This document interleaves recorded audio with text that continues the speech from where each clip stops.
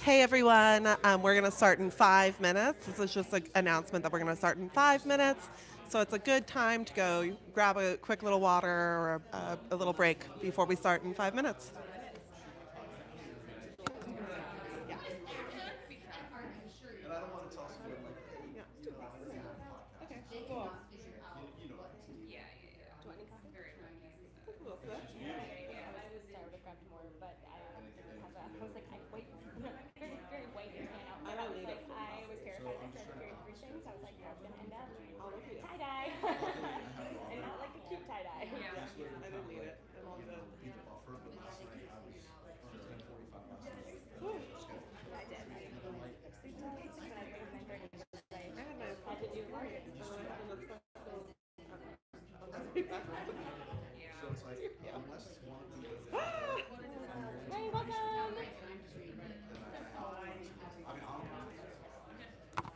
If you're joining us here on the live stream, we're going to start in just about 3 minutes.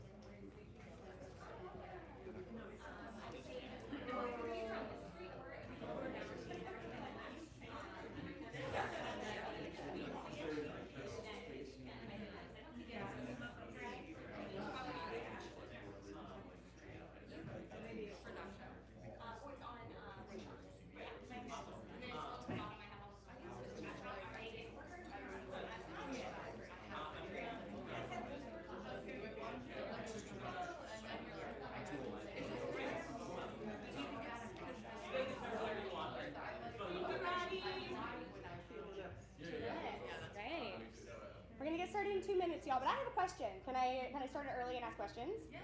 Okay. How many people have registered for the festival? Hot damn. Okay, if your hand is not up, you're going to do so by April 15th to ensure printed guide inclusion. Yes?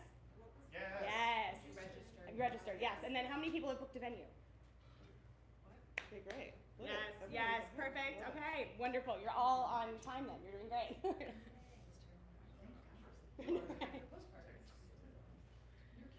Listen, everything else is crumbling, but this. There's time for everything else. Those are the two things that you are now behind if you are not actively securing. Everything else, there's time.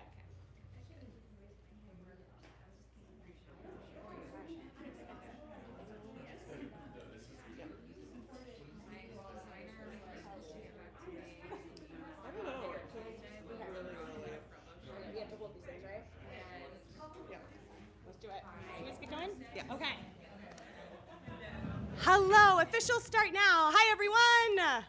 Hi, welcome to Town Hall number 3, all about the printed guide, ticketing, and marketing. We're at the Broadwater. Thank you so much to the Broadwater for hosting us. I want to name, just because it gets confusing, these are for the live stream, so if you're like, why in the hell is their voice not actually amplified? It's because these are for the live stream. So hello, everyone watching from home. Glad to have you joining. Okay, I guess we'll introduce ourselves. My name is Lois, pronouns she, her, in case we haven't met. I am your co-festival director here at Hollywood Fringe. A visual description for anyone who may be blind or low vision. I'm a white woman with mid-length, light, kind of brown hair, blonde hair, wearing a white tank top and khaki pants. And I'm Ellen, the other half of that team. My pronouns are she, they, and for a visual description, I'm a white woman. I have brown, wavy hair and bangs. And I'm wearing a raincoat and some boots today. So it was raining. A blue raincoat. Awesome. All right, before we jump in, the Hollywood Fringe acknowledges that we are on the unceded lands of the Gabrielino, Tongva, and Chumash people. Our statement serves as a practice as we commit to furthering our connection to Indigenous communities past, present, and emerging. You can learn more about our land acknowledgement at hollywoodfringe.org/land. Okay, so thank you again to the Broadwater for hosting us today. We are recording this, we mentioned, for our YouTube channel, and we have people watching from home.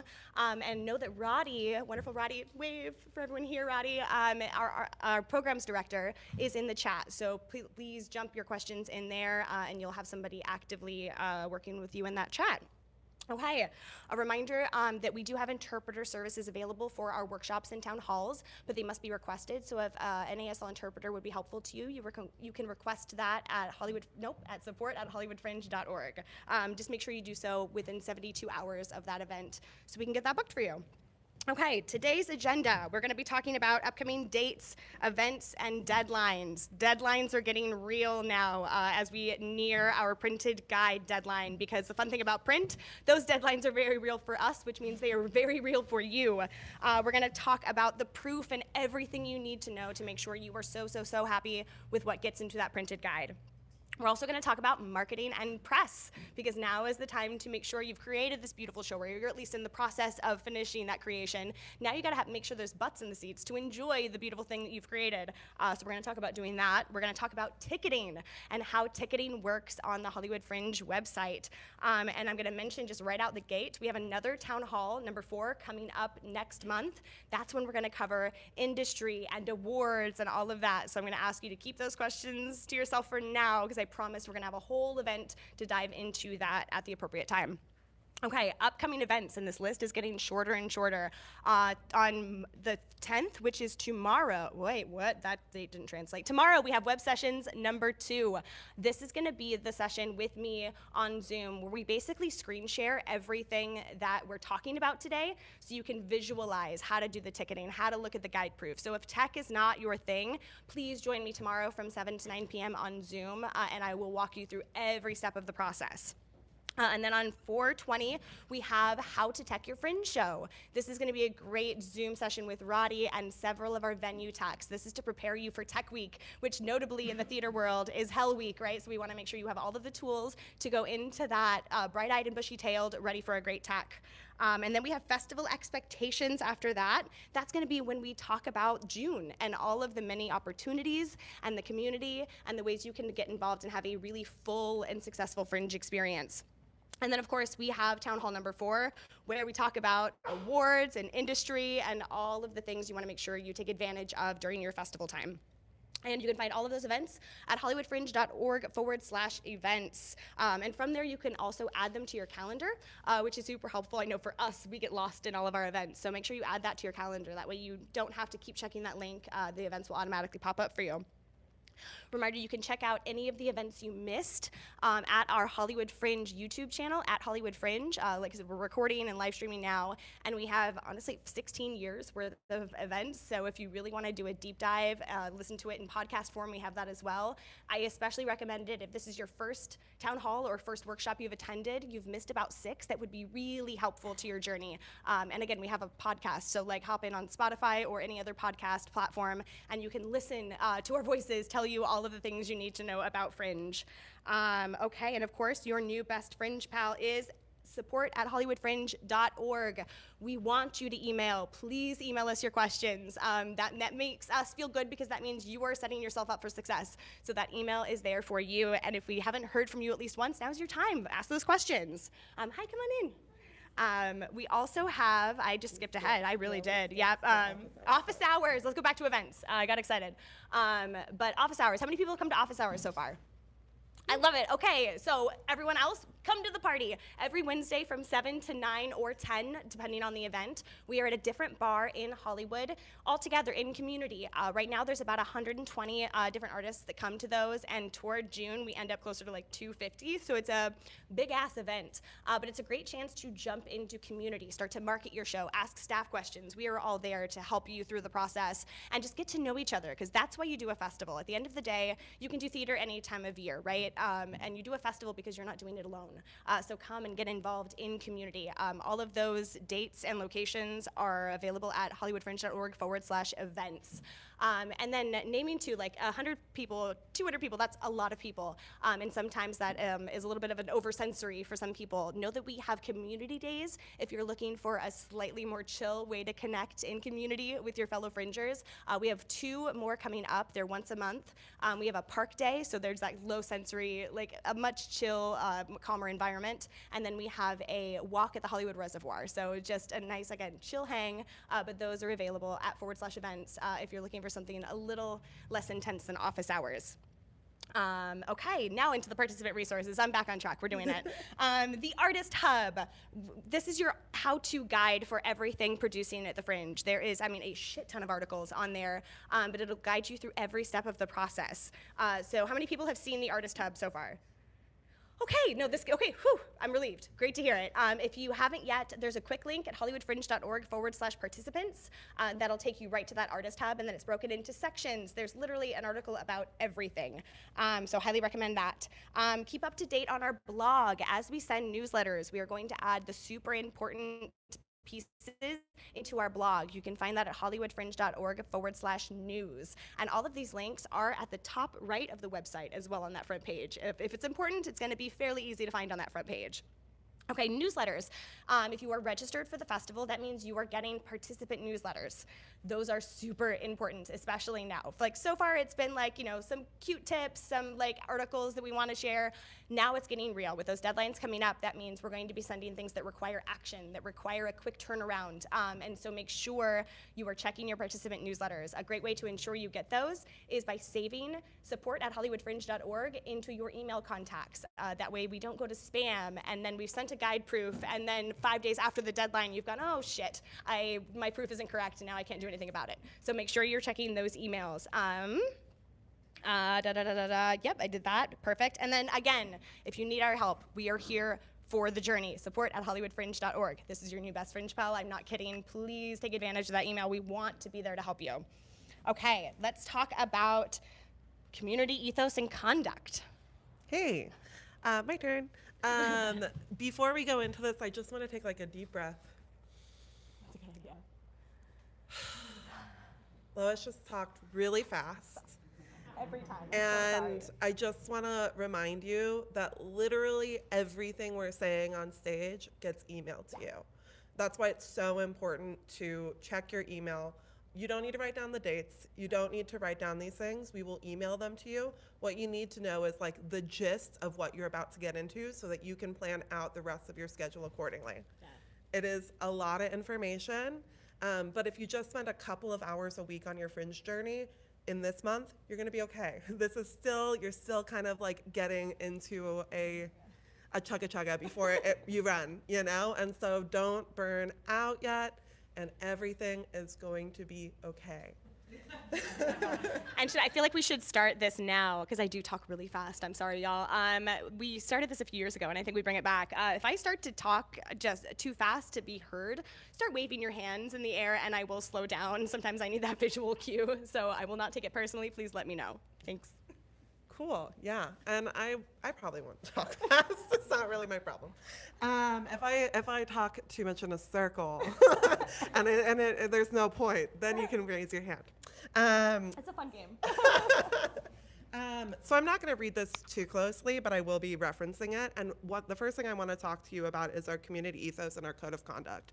And it's super fucking important that you know about this resource and that you're sharing it with your cast and crew as they come in through this festival. Because if we do not, present a festival that has a clear community ethos running through it, we're not doing our job. And so this is how we all stay in community together. We make a brave space together where people are able to take risk and push the bar to a point. And let's talk about what those points are. So this festival is built on freedom of expression and lack of censorship, which means we must maintain the utmost respect for one another to create a space where people feel safe to take risks in their work. We won't censor your words unless they're actively harmful or hateful towards a protected group. For example, women, people of color, queer and trans folks, disabled folks, deaf folks, fat folks, and religious folks. There are limits to this uncensored nature, and that's set through our Access Advisory Board, which is our artist advisory board, and enforced through our staff and our board of directors.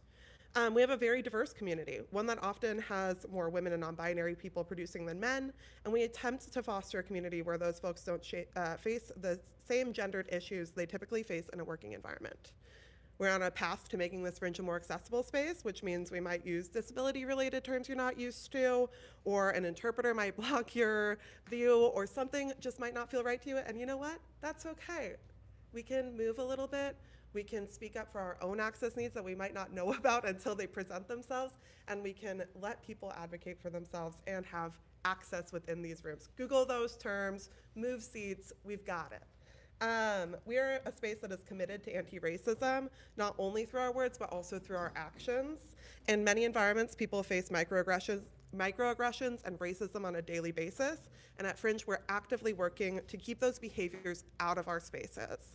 We are radically aware of the fact that this is not perfect and that things will come up, but this is a promise to those in this room. If something happens to you, we're here for you to help you manage through that, and you're not alone. We are fiercely protective of this community ethos, and we reserve the right to say bye at any time.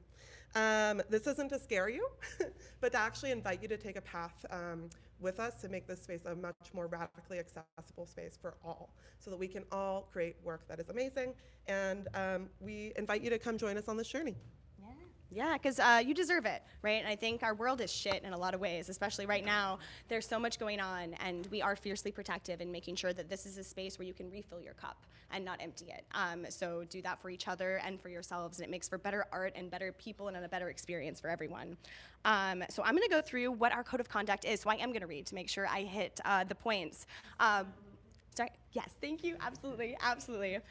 So the following are not allowed in our community: microaggressions, verbal and physical intimidation, hate speech and harassment, sexual harassment and assault, excessive consumption of alcohol and other legal substances, aggressive behavior, disrespectful behavior. This is a professional environment, right? I don't think I'm saying things that are completely out of the box of reality, but it's a reminder to make sure everyone knows where those boundaries are so that we stay within them.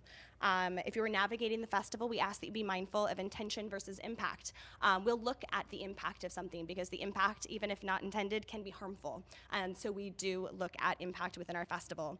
At the festival, we have mediations. We have ways to talk things through. We're not actively wanting to kick people out. Will we do it if it's necessary for the safety of our community? Yes, but that is not the first step we take. Unless there is safety issues, we will work with people to find ways forward, because we believe in growth of people, and that's what we'll do. We ask that you also be mindful of public versus private interaction. That becomes especially important because we're going to talk a lot about this, and we already have been. Community, right? This is going to be a really community-driven space, and that often there's a fine line between professionalism and friendship, and so finding that line is really important. And so that's where public versus private interaction comes into play. Something that might be completely fine between Ellen and I might not be okay for someone else to overhear out of context or whatever that is. So keeping in mind at office hours, at your venues, at different Hollywood Fringe events, that you are in a public space. And so keeping even conversations with friends professional to a degree, right? Again, this isn't corporate America over here, but there's a line, and I think we all know it, right? So we're gonna stay within those lines. If you do make a mistake, we ask that you bravely take responsibility for it. That's really how we operate. There's a big difference in somebody who, and we get it, right? It hurts our pride when we've fucked up. That is an uncomfortable thing. And so we ask the best way we can work through any issue that may come up is for the person we're talking to bravely take responsibility for it and work with us to figure out how to move forward in a really great way. The few, and very rare, one hand how many times somebody has had to leave the festival based on behavior, and oftentimes it's because defensiveness got in the way of growth, and we couldn't trust that person to continue on after making a mistake and moving forward better, right? And so that's all we ask, is bravely take responsibility for any mistakes and have a conversation with us. So if a member of the staff does come to you because of an issue, please take that seriously. And I can promise it will end in a really, really great way as opposed to the opposite. And I'm going to say it one more time, but we, again, like Ellen said, we reserve the right to ask you to leave the festival at any time. And again, not to scare you, but to recognize that this is a privilege. It is not a right to be in this space. If you witness anything, we have an email, conduct@hollywoodfringe.org. And that's something we work with victims as opposed to hearsay. But so conduct@hollywoodfringe.org. If something happens while you're there, something happens to you, please let us know and we can navigate that together. Oh, and just to clarify what we mean by working with victims, we do Yes. victim-centered mediation, which Yes. means that the victim and the person who that happened to needs to be the person making the report. So if you overhear something, it's really something that maybe you might want to check in with that person about and say, hey, there's this resource if you want to report it. And also, reports don't necessarily mean that all of a sudden we're going to go to that other team member without talking to the victim and asking them what they want. Because sometimes people might have an interaction and say, I just want you to look out for me. Like, I'm going to be in this space. This person rubs me in a way that felt a little microaggressive. I just need you to be aware of that and maybe help me navigate and find some new friends within this. And we're like, cool. We'll have a call with you. And we try to take things really seriously, but also know that there's many levels of things that happen here. And we're kind of equipped for all of them, from that microaggression all the way to, like we said, things that break our code of conduct. So thank you all so much for doing this. And one big thing that I want to mention before we move on is that you need to give this your cast and crew. Yes. You are responsible as the primary producer for their behavior in our spaces. So if they misbehave in our spaces, your production may be pulled. And that is out of our control. And that is something that you need to work your whole rehearsal, like that first rehearsal around, is getting people to understand that this needs to be a professional environment. So we have at hollywoodfringe.org/conduct a link that we would love for you to email your cast and crew. Of course, we're going to get it through the participant emails, but also it's your responsibility to be kind of checking in with them about that. And then second, if you see somebody on your cast and crew who's just overwhelmed at our big events, please check in with them and make sure that they are feeling supported through that, because that's where people tend to overconsume or they make bad decisions, is when they feel uncomfortable in space. So look out for each other, be chill, and be good people to each other, damn it. Yes. And I think the last thing I want to name is, because I know the question that comes up at this point, now that things are getting solidified, is we talked a little bit about content, like your show itself. If you do have any questions, I know the line we're talking about is hate speech. We're not talking about satire. We're not talking, there's a lot of things that don't necessarily fit into this. But if you are concerned about your script, please email us and we'll have that conversation before things are in print in the guide, and then we find out because we've seen your show, like, oh shit, this does break our code of conduct. So if there's anything where you're like, I'm not sure, email us, support@hollywoodfringe.org, and we'll gladly hop on a call and talk through what you're nervous about within your script. Okay, let's talk about licensing, copyright, and all of the other legal things within Fringe, the really fun stuff about producing. Because y'all, yes, you were a part of a festival, but you are still selling tickets to a theatrical production, which means as a producer, you are legally required to own the rights to the materials you're using. And so a reminder that just because this is the theater festival and a nonprofit organization running the festival, it doesn't mean you're not required to still follow the law when it comes to your production. So you must have the permission or license for every element of your show, including the music, including the sound that you're using, the script, any visuals within, like if you're doing projections, those visuals and images used in the printed guide and website. That one is especially key. Y'all, we live in a world of AI where there are bots who are literally working for stupid law firms that are actively looking for copyright images used on websites. And the legal liability there is your own. It's a part of what you sign on that website contract.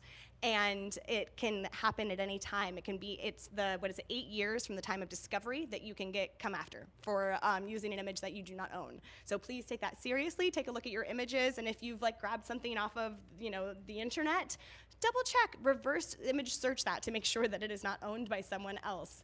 And that'll save you a lot of potential problems later, because you don't want that to hit you in 15 years because it's suddenly been discovered that your fringe show back in your 20s is now biting you in the ass, right? They will ask you for $12,000. It's not like it's not serious. cute. Yeah. Like, pay the $100 now. Yes, and with music, same thing. And there's an article. So Keeping It Legal is the name of the article on the Artist Hub. But Google is your best friend here, y'all. And don't use the AI advice at the top. There's genuine articles that will kind of walk you through what are the laws, because there's so many that get misinterpreted through word of mouth. Oh, it's only a 5-second piece of the song. Doesn't matter the sound, or doesn't matter the length of the song. If it's not yours, it's not yours. So do yourself a favor now. And we love a copyright-free music. We love a buddy who plays guitar who recorded something for your pre-show, all of that, because also think about touring your show later. Whatever comes next, these are all a part of that. So the more you own within your production, the further it can go. So something to keep in mind.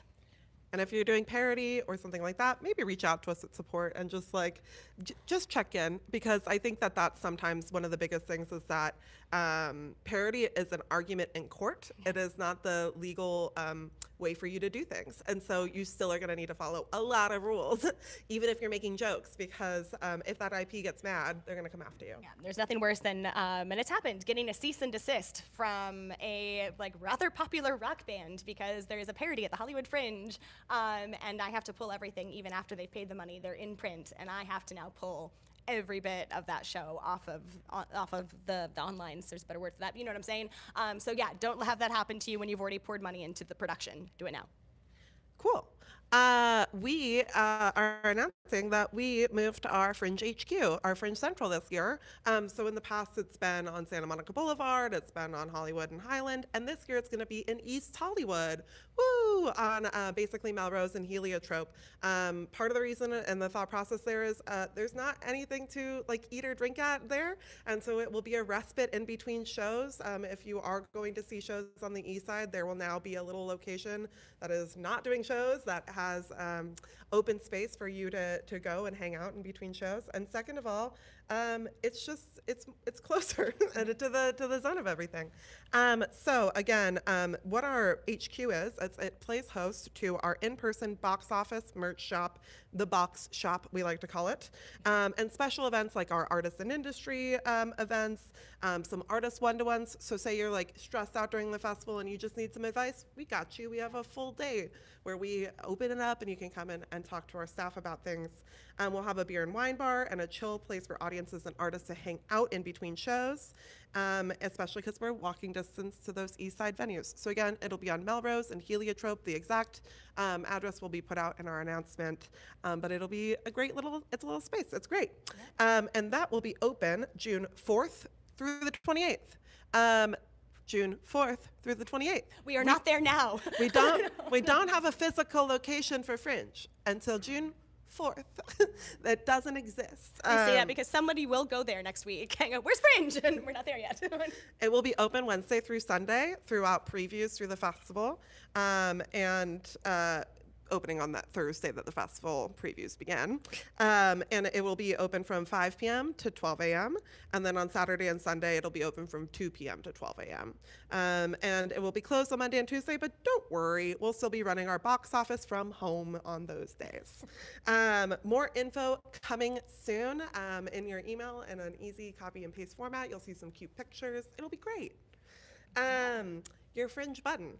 That is your community badge. It is what shows that you are a part of the festival. There are two types. You have your participant button, which is for you, the artists. Those are $3, and you get one of them for free as you register your show. So if you are the primary producer, your button is free, and the rest that you will purchase will be $3 for members of your team. It will for primary producers, it'll automatically add to your account on May 1st. Yeah. Yeah, about May 1st. General is $6 and designed for the audience. Those are for people who see tons of fringes and they automatically get $1 off tickets because they see a lot of shows. So much so that they got a button. So for both of you, both the artist and for the participant, you'll get $1 off tickets. We'll talk about the different pricing levels in just a bit because you'll be like, what about artist price? There's 3 prices. Okay, there's 3. So please honor that at the door. So that's something to know about your box office. If somebody has a button, it's $1 off tickets, and then you'll decide what your artist discount is as well. Your button also gives you access to special fringe events like opening night party. So make sure that you get your button, get it registered before buying your opening night party tickets and reserving that online because they will be free if you reserve them online after you've registered your button. Otherwise, you'll have to pay for them, and then you'll get another extra button, and then it'll be you'll have 2. Buttons You for don't days. need 2. And it will also grant you discounts from local businesses through our hotspot program, and so we have a whole list of eateries and drinkeries all around all of your venues that are offering discounts that you can then also send out to people in your list. If it's also great ways for you to kind of find out where the hot hangouts near your venue. Those will also be released about May 1st. I'm just going to add, you can purchase this, so you'll automatically get one as a primary, but hollywoodfringe.org/market is where your team can go to get them. And as long as they're added to your team, they will see that discounted price at $3. So another reason to add your team to the team on the website. That way they have access to all of the participant discounts that are a part of the festival. Also, you should definitely come to office hours in the last couple of weeks of May because you can pick them up there. And then you don't have to pick them up later, and it'll already be there for you. You can purchase them for cast members. We can get them registered to the right accounts. Do it all in person at office hours, especially those last 3. And who knows, we might have more merch available this year early. Volunteer with us. Find your community within LA theater space. Get access to our free and discounted ticket list, as well as discounted festival merchandise and professional development. Make connections and contribute to the festival environment and get to know the people who make it happen. Volunteer opportunities are open at hollywoodfringe.org/volunteer. We'll be adding all the shifts within the week, and we'll send out a big email being like, sign up. But you can just sign up to get alerted at hollywoodfringe.org/volunteers. Make sure you fill out that new volunteer application, even if you've volunteered with us before. If you've done things through time counts, which you would know, if you've done it, then you're good. Your application's in there. But if you haven't, then go to hollywoodfringe.org/volunteer and sign up there. We'll have opportunities for folks to help us with our box office, stage manage some cabarets, be a production assistant at our large events, and much more. Once our HQ opens, participants can help out while simultaneously promoting your show. So say you are doing one of those things, you're totally welcome to be like, and also I have a show. Hey. Because the people that work that little box office shift are often helping people navigate the festival. Key dates. Okay, these dates you might want to write down, or at least make sure that you're kind of aware of them. So April 15th, that is Wednesday. That is your deadline to register and book a venue to be listed in the printed guide and get your show title on the t-shirt. I'm so serious. If you do not register by midnight on the 15th, you will not be on the t-shirt. You will not be in the lineup poster. You will not be in the printed guide. There's a little bit of soft when it comes to the venue. I'll talk about that later. But if you can get things done by the 15th, please, good God, for all of us, get it done by the 15th. The 20th is when you must have purchased a guide ad and uploaded your art. And proofs start to begin on the printed guide. May 1st, our tickets go on sale. It's a big wham party, ma'am. You might want to have a little bit of a campaign going into that May 1st. So May 1st would be the day that you want to start launching, buy my tickets, they're available. And we will definitely be sending you information on how to best do that. June 4th through the 9th is our previews, and so that's why that Thursday starts preview week. They're the same thing as our regular festival, just people judge your show a little bit less because it's previews. June 10th is a Wednesday, no shows, 0 shows. You should not have a show on Wednesday, June 10th, because it's our chance to all come together in community and have our opening night party, which is glorious under the stars at the LA LGBT Center courtyard. The 11th through the 28th, that's our actual festival. Woo! We're running around having fun. And then the 29th, which is a Monday, is our closing night ceremony awards. So also at the courtyard at the LA LGBT Center on McCadden. Everything Printed Guide is coming up next. So if you're like, what does print proof mean on all of those? We're about to go through the proofing of that. But do we have any questions on anything outside of the guide? Oh wait, I'm gonna bring a microphone over, and with questions, y'all start marketing yourself now. Tell us your name and the show you're bringing to the festival. Hi, I'm Alex. I'm doing a clown show called Shogun that premiered at the Spaghetti Fest at the Legion in November. Yeah, my question, I just wanted to reiterate or hear the 20th deadline. What needed to get done so that it makes what advertising thing on time? So if you want to buy a printed guide ad, which starts at $125 for artists, it's the only way you get an image within our guide. The rest is just your listing doesn't come with an image. That would be purchased, and you need to upload the artwork by the 20th. Yeah. And we'll talk more about that in the next section as well, and a lot tomorrow with the web sessions. The 20th. 20th. Yes. I know. Yay! See, it's gonna be fun. But Deadlines. don't worry, we have Canva templates, we have Photoshop templates, and templates for all of your designing needs, and so we make it pretty easy to translate whatever imagery you have into that ad. And we'll go through all of that in a second too. And I have a question here. This is gonna be easier. Question about music, but Yeah? okay. Hi, I'm Jackie Skinner. My show is called Hysterical. It's a clown thriller we're going for. We'll see if it works. My question, so for the music, if we have like diegetic music that's potentially copywritten, we still need approval, or is there like a threshold for that? Like If you background have- music or playing like music on an instrument that might be...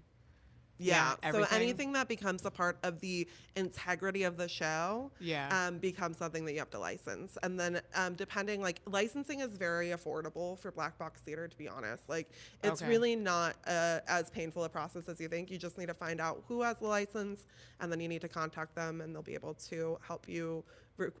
Because your tickets are not going to be so high, you would say, like, this is how much I'm going to, like, potentially make. It all factors into that licensing fee. Okay. But if it is a part of your show, you should definitely license it, and you should learn how to do that. Because then when you do your show next and somebody at a bigger theater is like, do you have the license? You're like, I know how to do that. So easy. Yeah. Cool. Thanks. Okay. Any other questions before we go into printed guide? Okay, last one, and then we'll jump over. Oh, and then we have one more. We'll do two. Yeah. Hi, I'm Christine. I'm doing a solo thriller comedy multimedia show called Mother at the Madnani. And my question is, for pre-show music, is that something that the venue usually does, or is that something that we have to come up with? I know it's a pretty tight turnaround, and is that also something that we would have to get copyright for if it's just like pre-show? So ask your venue. Some venues will hold a license because that is a different category. So a diff, because it's not like, integral to, it's not changing the story of your show at all. It's a different license and much easier to get, but talk to your venue. Some venues will have that license that you can just hop on, and other venues will not, but that's gonna be something you wanna check with them. For music, yeah, for pre and post show music, right? Not something that's like bringing the story forward in your show, but if it's just when your audience is coming in, check with your venue. Some venues will hold a license, and that will count for that. Yeah. And then right here, my friend, right? Yeah. Oh, press is coming. Oh, press is coming. Yeah, Cool yeah. work. Okay. Brilliant. Okay, and you can come up with questions later too. Yeah, we're gonna break this up so you don't have to hold on to it the entire thing. Okay. Printed guide. And okay, let's take another deep breath. That was a good idea, Ellen, because this is where we get into kind of the stress of it all.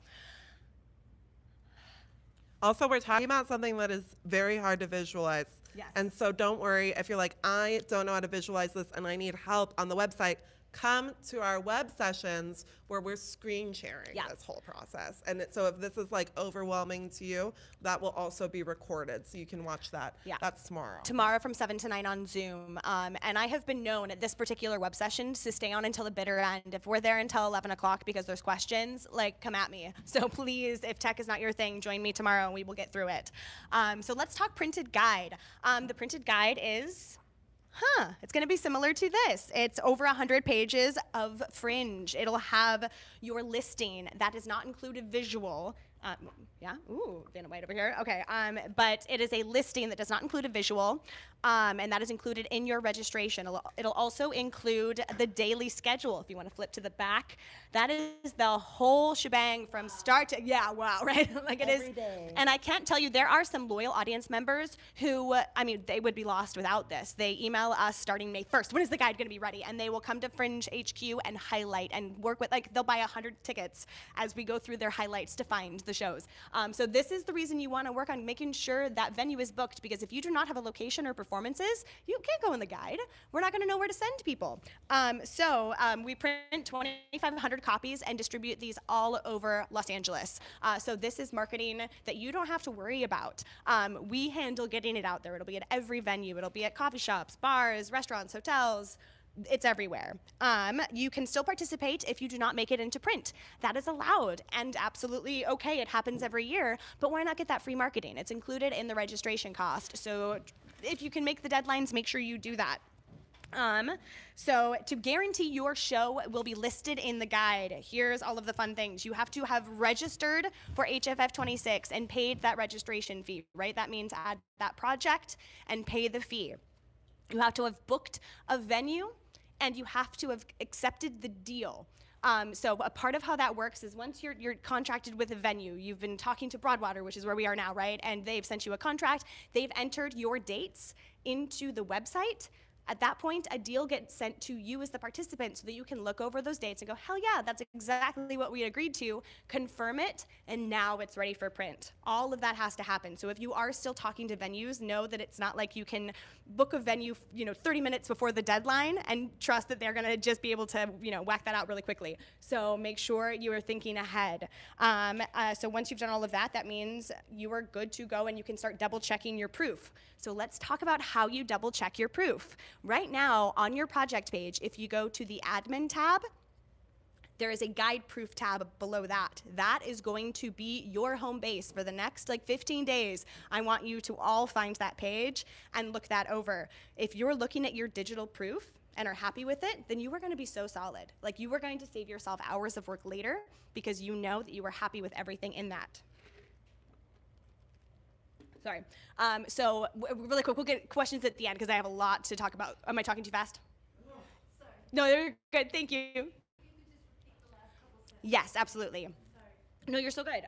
So the guide proof tab, this is your new best friend right now. It's in your admin tab, and then it says guide proof, and that is going to list everything that will go to print. It is all right there. And so if you notice anything that is wrong on there, that is your cue to get that fixed in the next couple of days. So what are we looking at? We're looking at the title.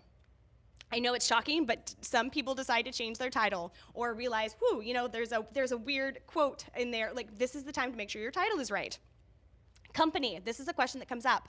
Company is up to you. You can have, if you have a theater company, list that company. If you don't, and you know you're going to be creating theater for a long time, now's the time to make that up. Start to build that brand. It doesn't have to be LLC'd or official for it to be listed in there. Or if it's a solo piece that is self-written, your name can be there. It's entirely up to you, but that's what that line means for company. Runtime. Runtime is important because again, it's going to print, and audience members will use that runtime to plan their day. You are not alone in this experience. Other shows are before and after you, and if you hold up an audience member or God forbid press or industry, ooh, that's a hard no, right? You do not want to go past your runtime, so make sure to look at your runtime. If your runtime is wrong in your project page right now, contact your venue immediately. They are the only ones who can change it because they have the whole schedule, the whole matrix for their space, right? So contact your venue directly. Minimum age, that means the audience members that should see your show. If you have adult content, maybe that's 16 plus, maybe that's 18 plus. If you are in 3 clubs, that is 21 plus. No question, it is a bar. Your audience cannot come in unless they are 21 plus. Quick pause. If you're not family friendly, maybe don't make it 8. You know what I mean? Just because an 8-year-old could see your show, should an 8-year-old see your show? Is an 8-year-old going to enjoy your show? Are they going to get it? And then allow people in, if they're your friends, be like, yeah, they can come. You know what I mean? It's just, you're advertising it to the general public, not to your friends. Yeah, exactly. Tags, like, don't lose your audience's trust right out the gate, right? So yeah, family friendly is it built for families, or is it just like, they're not gonna be mad about it? So yeah, that's a great point. Okay, so that's minimum age. Short description, that is your 300 characters, right? On your project page, you have 2 descriptions. Your short description is what goes to print and is used in the iPhone app. The long description is what shows up on the website. Ticket prices. The guide will reflect your general ticket prices, and we'll talk more about that in a minute as well. But you want to make sure you look at your ticket prices. If there's a range, it will reflect a range. Sorry, y'all. I slept with my air conditioner on last night, and it always dries my voice out. Okay. Thank you. I know, right? But your ticket prices as well. If you need to change that, the individual performance, that is where you're going to change that. There's not one place to do it all because it maybe has changed. Each individual performance. And category, this is where you registered. It's how you were advertised and how you were up for awards. So think about your category and your schedule. Make sure your schedule is right. Wouldn't that be a bummer if it was wrong? We're doing so fine. Okay. So what are we gonna click the tab of? What is that tab called? Guide proof. Yes, we are. I love that. Thank y'all. Okay, triple check these items. Send them to a friend. Ellen and I, especially when we're stressed, we send each other almost everything because, y'all, we're tired. All of us are tired. You're tired. And sometimes you need someone else to just do a spell check, double check that it makes sense, and there's nothing wrong with that. Okay. Once you feel confident, you've looked at that guide proof. If it's correct, you do nothing. Absolutely nothing. You are good to go. You don't have to send it to us. It is good to go. And then we start sending out proofs. This is the fun part. On April 20th, sorry, I had a tinkle. Okay, on April 20th at 2 p.m., this is the first deadline where I pull that information. So everything from your guide proof, if it's good, I pull the information. I do a mad pull of all of your shows, and that gets locked into a raw document that we then send to you like 4 hours later. Unformatted listings of both the guide proof and the daily schedule will go out there. So it doesn't look all pretty yet, but it's just for you to be like, that's not wrong. And shockingly enough, once you see it in print, somehow there's still edits. And so the good news is at that point, there's a chance to change it, but you have to fill out a form. There's gonna be a form listed in that proof, and you have to send me your edits and then change them on the website. If it's not on the website, I can't pull the information. Yeah? Want me to go? Fine, do you mind for a second? I do not mind. April 24th will be when that second proof comes out, so you'll have those couple of days to send in both. There's 2 steps if your guide proof is wrong that first time. You're going to fill out the form, you're going to change it on the website, and then we're going to send out another proof, and this is to make sure that all of those edits are in, and that any shows that confirmed that didn't have their venue yet, we get them in. May 3rd is when we've taken all that and formatted it and made it pretty. So April 24th is like that last moment for you to double check. And at that moment, what we pull, the only things that you can really change is like, oh, the day is wrong, the time is wrong. Like, we aren't gonna change any text. We're not going to, your artistic decisions, sorry, you had time. So you wanna make sure that on that first proof, anything artistically or anything that you need to change is changed. That'll be April 20th, and then there's 4 days. So it's not like you have 24 hours, you have 4 days. April 20th to April 24th at 2 p.m. Both of them are at 2 p.m. And then on May 3rd, it'll be really pretty. We'll send it to you in a pretty fashion. And in that moment, we're again just looking for errors like, that is the wrong day. Not even at that point, actually, I'm gonna jump in. It is critical errors that we've messed up. And that's because, like, oh my God, like when we're designing it, maybe a show got cut off at the bottom. It's never happened, but who knows? We're human, right? So that is your critical error time. If it's something on your end, sorry, we lost our moment, because at that point we have 400 plus of you. We don't have time to make the individual edits and hope that we don't mess up someone else's listing. That is just for our edits, or our, oh, that's a set piece. Sorry, look, it's one right here. Yeah. No, you're so good. How would you know? Yeah. So yeah, critical edits on that last one. So get them in the first 2 times. Yeah. Thank you. Oh, you want me to keep going? Okay. No, I can do it now. Thank you. Okay, good. Thank you. You're so good to me. Okay. Once you feel confident with all of that info, y'all, really, you're saving yourself so much time later. And I know, like Ellen said, there's 4 days between these, like that first proof especially. So if you are late in getting your venue, I will pull that information again. So know that like if you get it in after the 20th, that 24th date is like that's the raw, no turning back. But if your venue information is in there, it will still make it to print. But again, that form is going to be so important, and it's important not to wait until the last minute because remember, all of these edits need to happen on the website before you fill out the form, before you send it to me. And so it save us both a lot of work, really, because let's remember, if you're doing the work, I'm doing that work with all however many hundred of you that need to submit that edit. So just look at this face and want this face to get sleep in 2 weeks, and we'll get there together. Okay. And with that, let's talk about registering as soon as possible will help make sure you don't miss any of these deadlines. And that's why we've been pushing the April 15th, is to make sure we know who is participating so we can help make sure that all of your ducks are in a row. Okay, printed guide ads. Included, Jesus, here we go again. Included in your registration is a printed guide listing with your show description dates as well as inclusion in the daily schedule. But if you want a visual representation, buying an ad on the Fringe Guide is the only way. You'll get 50% off ads as a registered participant, so make sure you register before you buy your ad. And eighth page ads are $125.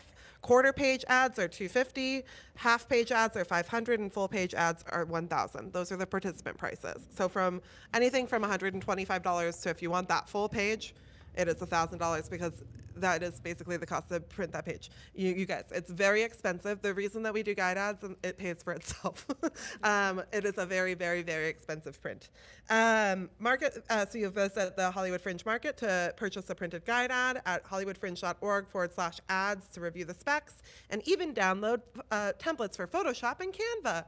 So if you have imagery already, we have those templates so that you can resize your imagery into that sizing. Your printed guide ad has to be uploaded by the end of day midnight on April 20th.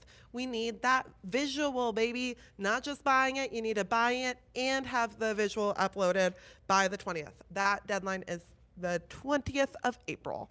If you need more time for your artwork, please reserve your spot and just email us and we'll be in communication with you. Yeah, we might be able to give you a couple of days. There's this year the deadline is hard because we're getting the guide earlier than we usually do. But we can maybe buy you like 72 hours. After April 20th, we will send you your proofs of your guide ad and include any notes our designer is worried about the size or quality. Our designer is so careful with the guide ads and wants them to look as beautiful as possible. So we'll literally work with you to make sure that it looks the best within the book. We'll help you resize. She's great. Yeah. Those who purchase a printed guide ad will get an email on April 21st to optionally also take part in a premium guide auction for the back cover. So if you want to be on that back cover, you can auction into that, and it's often a really good deal, I will say. Yeah, so we do the back cover, the centerfolds, and the front inside cover, and that's the only way you can pick where your ad is. Otherwise, we throw it in there. We try to make sure it kind of makes sense and not put like 2 ads that are like opposing ideas. Like we try to mix it in, but that is the only way if you bid in the premium auction, that is the only way to decide where your ad goes. And that auction is only available to those that have already purchased an ad, and your ad buy so far is a part of that bid. So let's say you bought a full page ad already, you spent $1,000 for a full page ad, that you can bid $1,500, and if you win that bid, you only have to pay $500. So it's the difference of ad. So know that whatever size you get, that is going toward your bid. This Is that like 3,000 for the centerfold? It's gone for much cheaper than that. Yeah. It's gone for we're pretty cheap, honestly. It's not much more expensive than the full page ad. Yeah, because that's why we do the auction. We don't want to like outprice them. So it's depending on how much demand there is. We set a buy now price for like a little bit higher. But in the past, I mean, yeah, it's gone for as little as like $1,300 for one of the centerfolds. So it's something if you're purchasing an ad, definitely something to consider. If that's in your marketing budget, right? It depends on where you're putting those marketing ducks. Yeah, remember your budget too. Having a printed guide ad is not the only marketing avenue for you. But if you have like a really attractive poster that you think will catch eyes, the printed guide is for you. Does that make sense? Like if your imagery is not the selling point of your show, maybe not for you. But if that is a really like smart way for you to market, then it is for you. And remember, all of this information was about our printed ads. Online ads, totally different thing. And those are running even now. Yeah. We have a question and answer here Yes. about the printed guide and about ads and your listing. and then we'll go over press and reviews next, and then, yeah. Yeah, take it. and thank you. I'm Yeah. feeling Yeah. like I have a voice back. All right, I'm gonna run this way. Yes. Thank you. Hi, my name is Vivia Armstrong. Oh, it's in the room. Yeah, these are for the live stream, so it's hard to. Oh, I know, but I can't always hear people. Hi, I'm Vivia Armstrong. I have a solo show called Belly Full. And my question is, I'm wondering, is there any way that we can get a copy of last year's ad just to be able to kind of flow through it and get an idea of what it usually looks like? Yeah. I hope everyone heard me. Great question. That is a great question. HollywoodFringe.org/guide. You can see the entire digital guide from last year. So what we're passing around now, you can look at. Yeah, that's my favorite bit of advice is go see what other people are doing. That way, when you get your first proof, you're not like, well, shit. Like I like everyone else's better. And so now you can kind of look at what people are doing. It's a great question. Yes.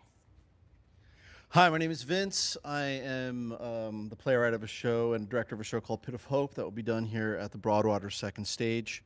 My question is, and I'm sorry, you may have said it, I may have missed it, but where do we sign up or pay for the printed guide service? Like, what are the next steps? For the guide ads specifically? Yes. Yeah. So HollywoodFringe.org/market is where you buy them, and that's where, and make sure you're registered first, because then you'll get that 50% off, and it'll be automatic. Once you're registered, basically the only prices you see are the discounted prices. And then to get the templates and the specs, go to HollywoodFringe.org/ads. And then to get that example, HollywoodFringe.org/guide. Was that ever sent out in an email? Oh, yes. Yeah, and we'll continue to send it until the 20th. Oh, thank Yeah. you. Okay, any other questions?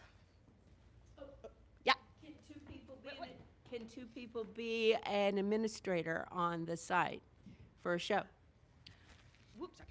So one person can be the primary, but you can have multiple admins. So as you're adding people to your team, click the admin button, and that gives them access to everything except for the primary is basically if we need a contact for every show, right? If something's going wrong, for the guide proof, I will only work with the primary because otherwise I'm getting multiple different notes from the director, the producer, the artist. So the primary is the Fringe's go-to contact and who gets paid at the end and who gets the industry and press comp requests. But then admin has access to change discount codes, to edit the short description. The admin will have access to any of those things. Any other? Yes. What gets more exposure, the online ads or the ads in the book? It depends on, that's a great question. It depends on your audience, y'all. So like I said, we print 2,500 of the printed guides, and the online ads are by impression. We'll see over 1 million hits leading up to the June festival, and so that's a lot of eyes, but it really, I think it depends on your visual and your audience. And who, if you have an audience that is really not reading anything in print or not going to bars, coffee shops, restaurants, they're probably not gonna run into that guide and it wouldn't be worth it for you. So it really depends on who your audience is. And because I will say the audience that is the homegrown Fringe audience that has no connection to an individual show, that are just out there seeing hundreds of shows, they're printed guide people. I will say that. They're the ones we have quite a few that, they're calling ahead and coming in and spending 2 hours with us going through that printed guide. So it depends on your audience, but that's who's definitely spending time in the guide. I say get both if you can. And another hint, if you have a buddy show, now's the time to start to cross promote. Find the shows. I was speaking to someone recently that was I just ran into someone who has a similar show to me, and they're already starting to think about how they can cross promote. The guide ad is potentially how you do that as well. We've seen people share a full page and split it up, or share a half page. Start to figure out how you can invest in things together and cross promote and lift each other up. We're going to start talking about press and reviews. You guys ready? Okay, great. Press and reviews. All right, so press. Let's talk about it. You can post press releases on the handy press tab of your project page, and it's really great to do so. People who are looking to review multiple Fringe shows will often rely on that, and it's also helpful for industry or even your audience just to kind of know more about your show. So I would say if you're why would I do a press release? Why would you not? You know what I mean? It's kind of one of those things that is just a great handy resource to have if you're going to be producing this show more than once. Once you've posted it there, it appears on the newsfeed on our website. So the earlier you post it, the earlier you'll be in that feed. Check out the marketing and press section in our supportal. We go over a lot more, but inside of that, there's tips on writing your press release, an example press release, a list of publications that are recommended for reach out. But I will say Googling is your best resource. Who at Hollywood Fringe 2025 got reviews and what did they say and were they find the shows. Okay, actually, let me go back. Sorry, I'm talking too fast. Okay, so you're gonna go to Hollywood Fringe, you're gonna Google Hollywood Fringe Awards 2025, and you're gonna find the award winner that is the most similar to your show. In fact, you're gonna find 3 to 4 award winners that you would say are similar to your show. And you're gonna see if they got reviews and if they got press. Who wrote about them, who was interested in them, and who is going to review your show because you are just like them. I would say that is the best way to get press. That is how we get press. Happy we stalking. fired our press and industry because we were like, I was like, I just Google it. I just look who does festivals, and then I Google that person, and then I reach out to them because I know they already like festivals. They're already going to be predisposed to liking your stuff if you do it this way. It is such an important thing to do, and it takes a lot of time, and it takes like a Google sheet that is going to drive you nuts. But once you build your own little press list, you have that for every show, because I guarantee you have a genre, right? You have a brand. So start building that brand through your press releases or your press list as well. And there's really nothing better than the individual reach out. I think this is a question we get all the time, and it's like you can hire someone certainly, but it's like the individual passion that you have for your show and the desire to find not just like a big press list, but the right press. Like making sure you have eggs in the right baskets and not in just one basket. You're not just reaching out to LA Times. Good fucking luck, you know, at the end of the day. But like, and right, because it's just, that's how the press world is for theater. Also, And we are, and we're talking Yeah. to them about like our curated programs, you know, like, and so think about these other outside the box. Like, let's be honest, like we haven't gotten an LA Times article multiple times in the last couple of years because, to be honest, there's no paid theater critic in LA except for one person. Yeah. And he goes around and he says the same thing about everything. So you have to remember that the press system is fucking broken. Yeah. So you're gonna make your own press. Yes. Did you know that a little poll quote can be from a tiny little fucking blog, and somebody on Hollywood and Highland will be like, whoa, they're reviewed. You know what I mean? Like, it doesn't matter, but it does. What matters is finding the press people who are gonna write good reviews about your show. And if you don't find those people, they're not gonna come, you know? Yeah, give them the why, and that's why it's so much that coming from the individual, coming from the person who gives a shit about the show, that's how you're gonna get press or industry there. It's like, I need you there, and here's why. That's where, like, don't do the generic, like, copy-paste press. It's just not gonna get you anywhere. So what I would do is you're gonna make this list of like maybe 20 contacts, and you're gonna have your press release. You're gonna put your press release in the bottom in a very professional way, and then have like a little line and be like, hey, Danielle, I was reading your review of blah, blah, blah, blah, blah, blah, blah, and I thought that this show might really fit into something you might like to see because of blah, blah, blah, blah, blah, blah, blah. No worries if not. I just wanted to check in. Thanks, Ellen. And then Danielle doesn't get back to me. I'm sending this on like April 20th. It's May 20th. Hey, Danielle, we're 2 weeks out from our opening show. I just wanted to check in and see if you got my email and if this is something that interests you. Thank you so much. You don't send it the next week. Yeah. They are so busy, and they're probably in April gonna just forget about it because it's in June. So you then, end of May, reach back out. And I would say like mid to end of May, especially if your shows are later in the month than later. And then you're going to just follow up 3 times. You don't need to follow up 5 times. You don't need to follow up 10 times. The follow-up 3 times is your max. That being said, I sometimes only do 2 because you know what that means? That the next time I reach out to them, they're not gonna be like, oh, they're gonna send me 10 emails. Ellen again. You know what I mean? It's about building these relationships with press more than it's about getting your press review, because guess what? There's this thing that we're going to go into and talk about right now called certified reviews on the website. And let me tell you, it's great for marketing. So if somebody buys a ticket at Hollywood Fringe and they review your show, and we can say, yes, they went to your show, their review automatically becomes a certified review. And people love that because the certified review sounds like really fancy, right? Use that pull quote, pull it out, use that fact that that sounds fancy. Get yourself looking like, I have people saying these things about my show already. Then, of course, maybe somebody who is registered and maybe got that press release a few weeks ago and then maybe runs into you might be like, there's that pull quote already that I'm seeing on their Instagram or whatever. You know what I mean? So what you're going to want to do is, in tandem, think about press and reviews. Reviews happen organically through the website, and there are registered press who write reviews or registered press who go and see shows and don't put it on the Fringe website. There are just both types of people who register as press at Hollywood Fringe. Some of them super grumpy, some of them super kind. They're just like you. And none of them are paid. So you know what I mean? They're just like you, and you have to be people, you know? People be people. Like, they might get like a kickback on once they finish a long article, but it's like it's not 1980. It's just different. The theater industry is different. And so getting podcasts is important. Getting exposure, and so when somebody Googles your show, they don't just see one thing, they see so many things. It's that internet presence that you're really looking for, more than you're looking for. The Hollywood Reporter loves me, which they did do a article about our shows last year. But it was hard to get, and we'll probably get another one like that or a couple other ones, but it's not like something that is gonna happen for you because of like you have this amazing vision. It's gonna happen for you because you make really good connections. And sell yourself.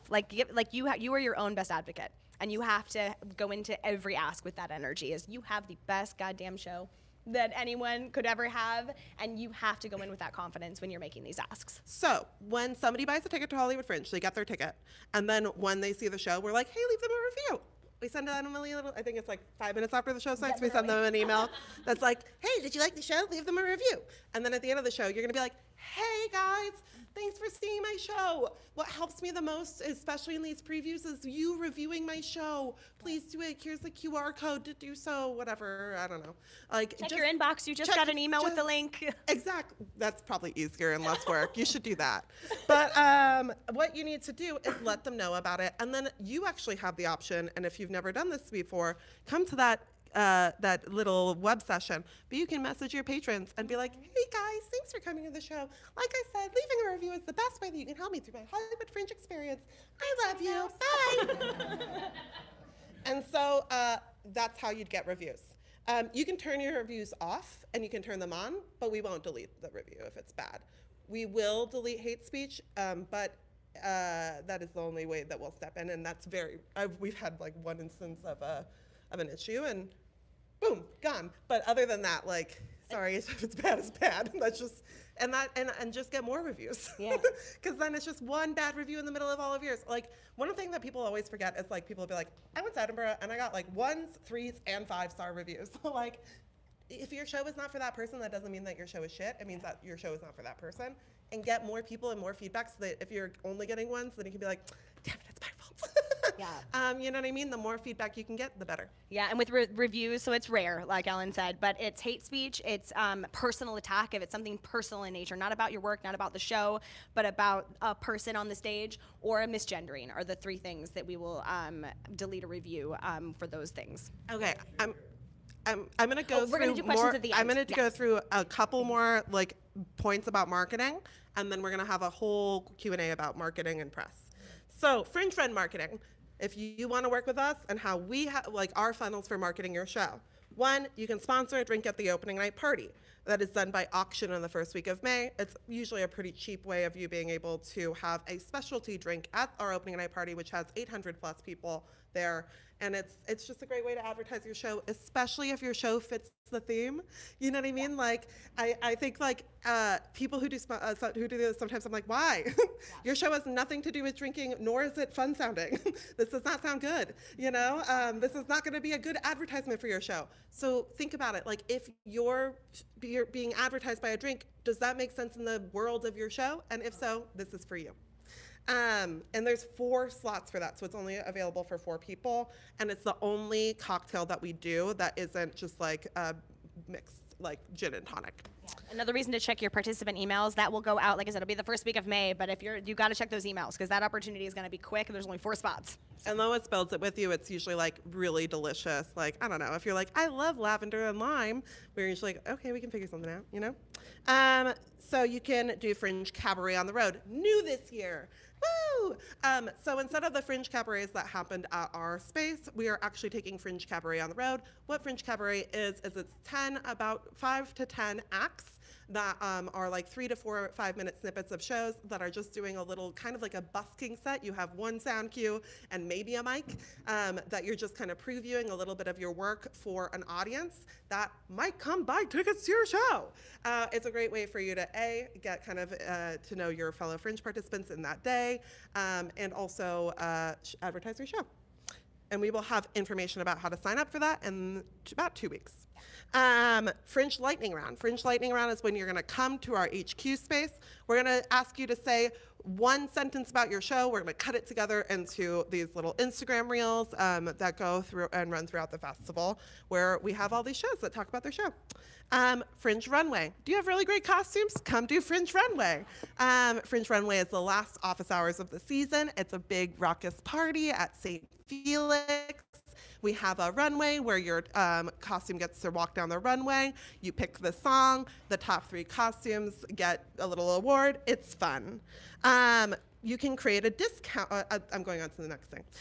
You can create a discount code for club members and fill out the form to make sure you do that. Okay, so that was weird. That was written weird. Okay, so club members. Our commissioners' club members are our donors that donate between $10 a month to $100 a month to the Hollywood Fringe, and 25% of that goes into our artist fund. So that's how we've funded our artist fund shows, and the rest goes into producing the festival.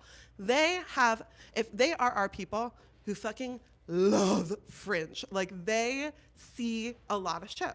And so part of the perks of them being in the Commissioners Club is that they can get access to this list where they get $5 off tickets to shows, which are usually around $15, $20. They get this little discount so that as they're racking it all up, they're able to come. I think it's a great way for you to market your show. We have people take advantage of it. They are waiting for it. And there is a form that has gone out in your emails, but it will continue to go out in your emails. And we'll do like a little marketing, like here's all of the things to sign up for in an upcoming email. So if you're like, I don't know where that link is, don't worry, we'll email it to you in the next couple of weeks, but sign up for that before the middle of May. And of course, our online advertisements, social media, all of the ways that we brand our festival. So just to let you know, the ways that we brand our festival is we try and sell the whole festival through, we have billboards that have videos that run past B-roll of past festival shows, and it says, LA's largest performing arts festival, blah, blah, blah, blah, blah, get tickets. Exactly like that. We do our printed guide. We have maps of the zone that like then have QR codes for people to get to our app so that they're able to search through shows, but it also just shows them like, wow, there's 35 venues? Oh my God, the LA's largest performing arts festival? Like they go crazy, it's so fun. I will slow down. And we also obviously do like postcards for free and pay what you can show. So if you're a free and pay what you can show, you get advertised in that way. This is what Fringe does. I'm just like telling you what Fringe does. I'm about to get into postcards though, so don't worry. So we advertise them, and then we also do pole signs. We do so many things. So that's how we advertise. Postcards. It's how you advertise. Most people will still print postcards. Although I would say it's not like a flyering. If you've gone to another festival where people are flyering on the streets a lot, we're not really that kind of festival. It's more of a business card, and it's more of a conversation. I'm having a conversation with someone at the end of this. We're exchanging postcards. I'm talking to my friends, and I give them all postcards before I leave that day because they're gonna come to my show. You can also use QR codes within your postcard to like get to your ticketing link. You can also like have just like a QR code that is on a poster that you say like, hey, scan it. You know, if you're like not really printing, that's fine. Save some trees. There's discounted printing for you in the participant packet. And the one thing that I need to mention that if you didn't listen to anything on this, the only thing you need to listen to is that you need to have the Hollywood Fringe logo on your postcard. It is a very, very important thing. We only take your postcards into the Hollywood Fringe central space if you have the Hollywood Fringe logo on it. We have our logos for you in multiple different formats at hollywoodfringe.org/branding. Posters and postcards for Fringe Central. We advertise them in our space, but you can drop them off at office hours in May. We'll send an email to you when that is ready to go. Please not until May. We're not bringing the things to take them home safely yet. Posters for Fringe Central must not be larger than 11 by 17. In general, probably shouldn't do a poster larger than 11 by 17. We do because we're putting the entire lineup of the festival on it. But for your show, I would say 8.5 by 11 to 11 by 17, something within that range is totally fine. I would say 11 by 17 is the most common size. Rules for postcards. Well, we will only accept 40 postcards at Fringe Central. So if you're printing them just for us, maybe don't. Maybe just give us a poster. But just give us a stack of 40, and then you can always come and replenish them if they are running out. But that doesn't, yeah. Rules for postcards. Never cover up another flyer with your flyer. It's so rude, and it makes people hate you. Don't be a jerk. Places for posters and postcards are ask for them. So if you see a whole table of postcards somewhere, you don't just put your postcards there. You go up to the little barista near there and say, hey, I just wanted to check in. There's space for my postcard there. Are you cool if I do it? Not while she's talking to another customer. Are you cool if I put my postcard there? She's like, hell yeah, thank you.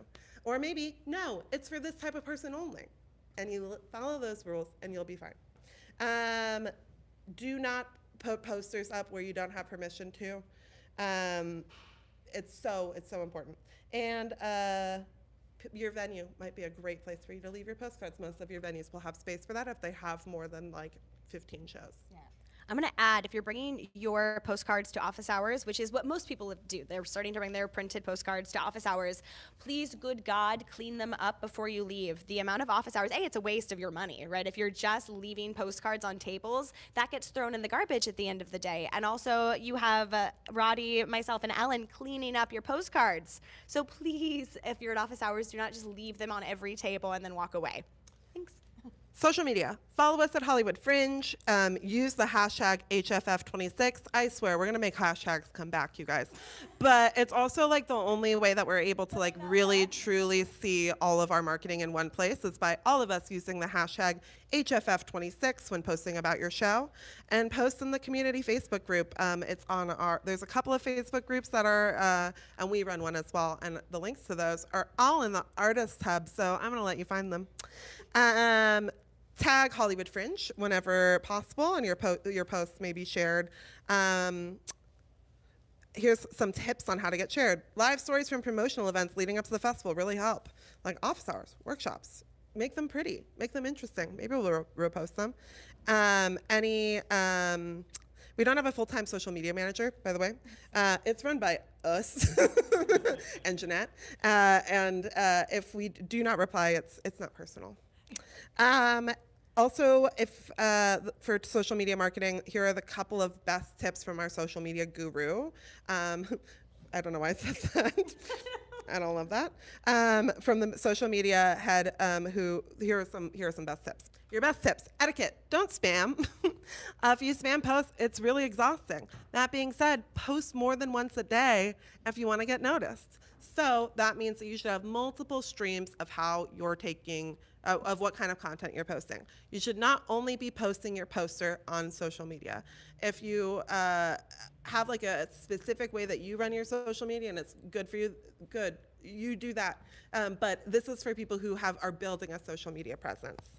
You're gonna wanna be posting multiple times per day, and you're gonna wanna kind of like look up some videos about like what are posting trends, how are people doing it today, because it does change on like a weekly to monthly basis. And for me, what I would say is in your busy time in May, posting once a day is good. June, multiple times per day. Get that stuff out there because that's when you want people to just have that reminder. It takes somebody 7 times seeing your poster or an imagery from your show to want to buy a ticket. So the more times they're hit with it, the better. People love to see behind the scenes videos, bloopers, insights into the process. Take photos and videos at rehearsals. They'll also serve as documentation for your journey, which is so great if you ever want to apply for grants in the future. If you got multiple people in your cast and crew, get everyone involved in posting on their own pages. Do collaborations between their pages and whatever page you want the tickets to be at. And make sure that they are reposting things, and now you can like reshare. There's all these things that you can do. Come up with the most engaging tagline for your show and have that be the branding everywhere, and use a consistent color. So some of the most successful branding campaigns we've seen at Hollywood Fringe have like a terrible show for terrible people. That's pink. And I think of pink whenever I see that show because they use pink in every single piece of their marketing. And so it was a great way whenever I saw pink, I thought of their show, and it just kept it in my brain throughout the way. Another thing for you would be to have, like, if you have like a little logo that goes, put it in every little corner. You know, make sure that that branding kind of all stays consistent. The best ways to be active, to grow any social media profile is to be active on that profile. So that means liking, commenting on other people's posts, sharing posts from other people's pages, and being a good neighbor with each other. And make sure that you are using this to start a brand. If you have a brand going into selling your show in the future, and it's so much easier than you have a good show and now you have to, now what? You know what I mean? And your brand doesn't have to be intense. Your brand could be, I use this font and I use these types of pictures. It really doesn't have to be a big deal. It could be like, I use this kind of filtered thing, and that is for us. For us, our theme is neon. Like, that's how we came up with our branding colors, is we're like, what colors look good with neon and aren't like offensive, and then we just like kept doing it until we've had it. Now we've had the same branding colors for multiple years, and now marketing is not hard because we have a custom font for our brand, and we have like a custom like size of how everything goes. It's so easy to create content that way. That is how you are going to have a successful social media page, is by creating that little brand. And in Canva, if you use it, you can save all of that like branding work right on the front, so anybody who's using your Canva account can do it. Not sponsored, but we're open. Yeah, we love it. Sponsor us, Canva. And most importantly, show up. Showing up is 90% of the process. I rarely see, I'm going to read this verbatim. This is funny. I wrote this, I think, years ago. I rarely see new faces at awards because the people up on stage winning are the same people I've seen at events. The same goes for post-Fringe opportunities. Make friends, make a network, and make sure that you're supporting each other, because that's really how you are able to build power. If you are a silo, you're going to have a lot harder breaking through 400 shows than if you have a community around you supporting each other. And that means that even if it's like your friend's turn to shine and then you're going to take a second, they're going to boost you up in that moment where it's your turn to shine. Shining each other up is just like building each other up is just the way to do this. Shining each other up. That's it. Yeah, I think I want to add, and it's along this line, and I think if we can hit this home today, y'all are going to be in such great shape. But it's like you're showing up, you are here, and it's at the end of the festival. It is like it's a handful of people who email us angry as all hell. I had a horrible experience, and the first thing out of my mouth is, "Hi, I'm Lois. I've never seen them," and I'm like, and it happens every year. And so showing up is just going to ensure you get the right information, you build community, and you have a festival experience. Otherwise, like, do it in March. Do it by yourself if that's what you want, right? So yeah. Okay, questions? Okay, we got him. Okay. We're going to get my workout today. Hi, my name is Linnea Pramel, and our show is The Trick and the Pearl. They're 2 one-acts. My question is, on the press release, can I use, and on my profile page, I used reviews from a previous production. Is that allowed? Oh. And then do it. Another thing is on the reviewers, are the reviewers people like us who attend the shows, or are they specific reviewers? We have both. So we have people like you who go to see shows, and if they buy a ticket, they are a certified reviewer. So if they buy a ticket to your show and they write a review, they are a certified reviewer, because we can tell that they bought a ticket to your show and they're leaving you a review. And then we have press reviews, which also have access to give a special little label that goes press. And those people register through us, and they search usually through the feed where all the press releases are, and they find their shows. You can also reach out to them directly, but you're going to need to figure out how to do that yourself. Yeah, but I think, and to the earlier point, use anything you have at your disposal. If you've already done the run, if you've done a reading with scripts in hand and have a couple of one-liners from people who like were at that reading, everything. Use that toolkit to kind of tell the audience what to expect when coming in. I think it happens every year with international shows. They come in, and I know they've won awards because we go to other fringes and we get to experience art all over the world. And it's like, why wouldn't you list that? Why wouldn't you have, so make sure, like, this is the time to not be shy, to not be humble, like, brag it up. Everything you have, make sure to use it. Hi, my name is Jill, and our show is called Another Distraction from the Epstein Files. Oh my God, thank God. It's the first time I said it out loud, and you laughed. Oh, for God's sake, that's wonderful. I wanted to know more about the lightning round. I didn't get what you were saying, and it sounded really intriguing. Totally. So we do this thing called lightning round, which we have multiple sessions for, and you come and you film with us and you say a line of your show, and then we edit them all together and post them on our social media, and then you can repost them and share them, of course, but it's a way for us to post about your show. So it's pretty much the only way for us to post about your show. So I would highly recommend coming to them. We have multiple sessions at different times and days so that you can come to them, and they will be in your emails. Yeah, and it's right, because I think it goes to like, and by all means tag Hollywood Fringe, but if we tried to share all 400 plus shows, like, I understand why we're not doing that, right? So come to these opportunities to end up on our social. Is that a question? We'll get them all. Yes. Hi, I'm Kelly. I'm the writer, director, and producer of Ghost Town. And I just, for the press reviews, whenever you're talking about reaching out to these press reviewers, about like, when would you recommend doing that? Like, what's too early? What's too late? What's the sweet spot? Personally, I would start reaching out to like May 1st. We reach out a little bit earlier as a platform because it makes sense as a platform. May 1st, April 20th would be like early, but you can do it and it's not offensive. May 1st, and May 1st, you're probably going to get a lot of them. So think about not having it a day where they're slammed with a million things. But honestly, there's not a bad day. I would just do no later for your first reach out than May 20th.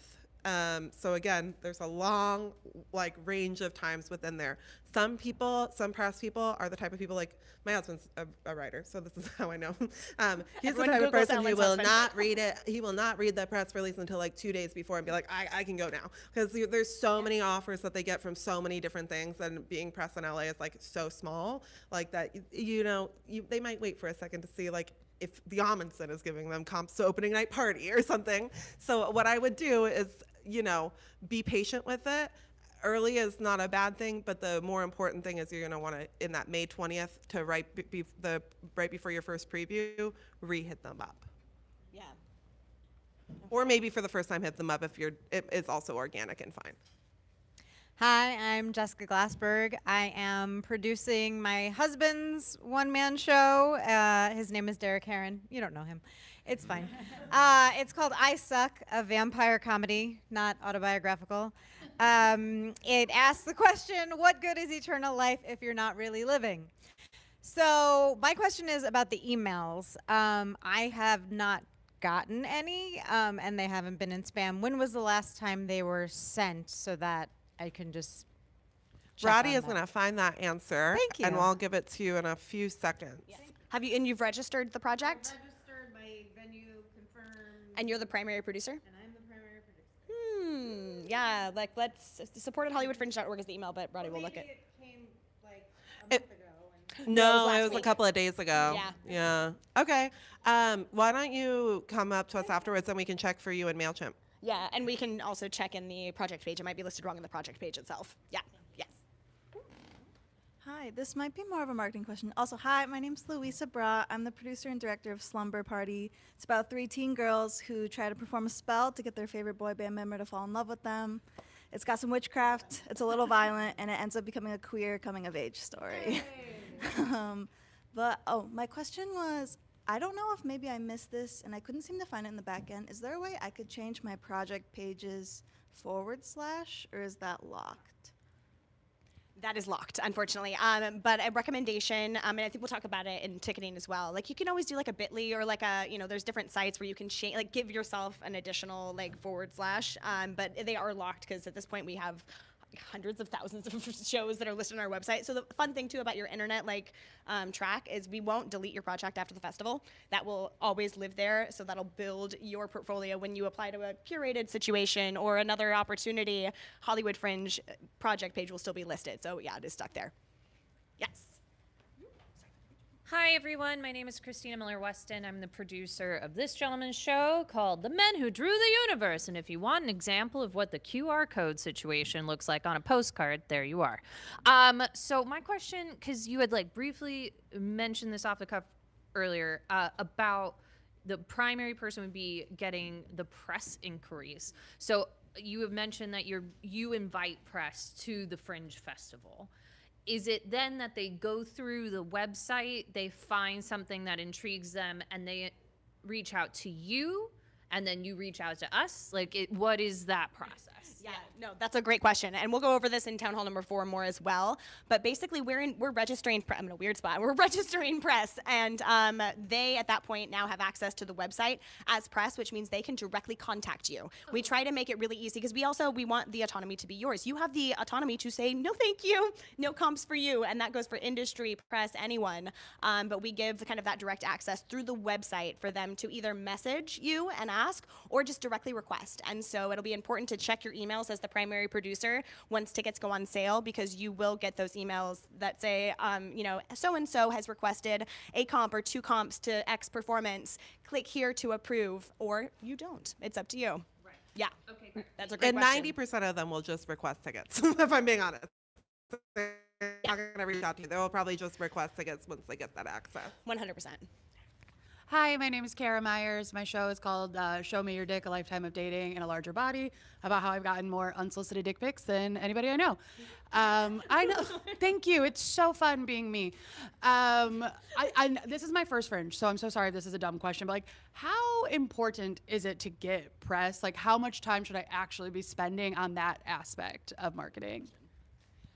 I think it depends on your goals. Yeah. So everything at Fringe, you need to remember, you can have 2 goals. Is your goal to sell out your show and get press? Then maybe it's not awards then. You know what I mean? You can kind of choose, selling out your show, doing, getting press reviews, getting industry in, and, having a good time. Those are, all going to take a lot of energy, and you have to decide what your goals are. Personally, I would say press is not the most important part of the festival, because you get certified reviews no matter what, which means you'll always have a pull quote. And to be honest, for me, the most important thing is that I have something to put on my next marketing adventure. Yeah. That being said, you might be in the journey where you're like, I've gotten reviews before, I'm ready for that bigger review, and I really want a bigger scale person to write about me because I am pitching this for something else. Yeah. Then you're gonna put more effort into press. And I would say the same thing with industry. If you have not done a Fringe or a festival before, maybe don't go after doing a bunch of them in a row after this. Maybe you should start to organically work your way into industry. Maybe you should start to do more venues within the LA region. There are ways for you kind of to scale your way into this, and you need to figure out what your goals are and go after those. I would say that everybody's goal should be to sell out their show. I would say that is the most important thing, because if I'm an industry member coming in to see a half-packed house, I'm not booking you. Your first goal, if you've never done it before, is to sell out your house.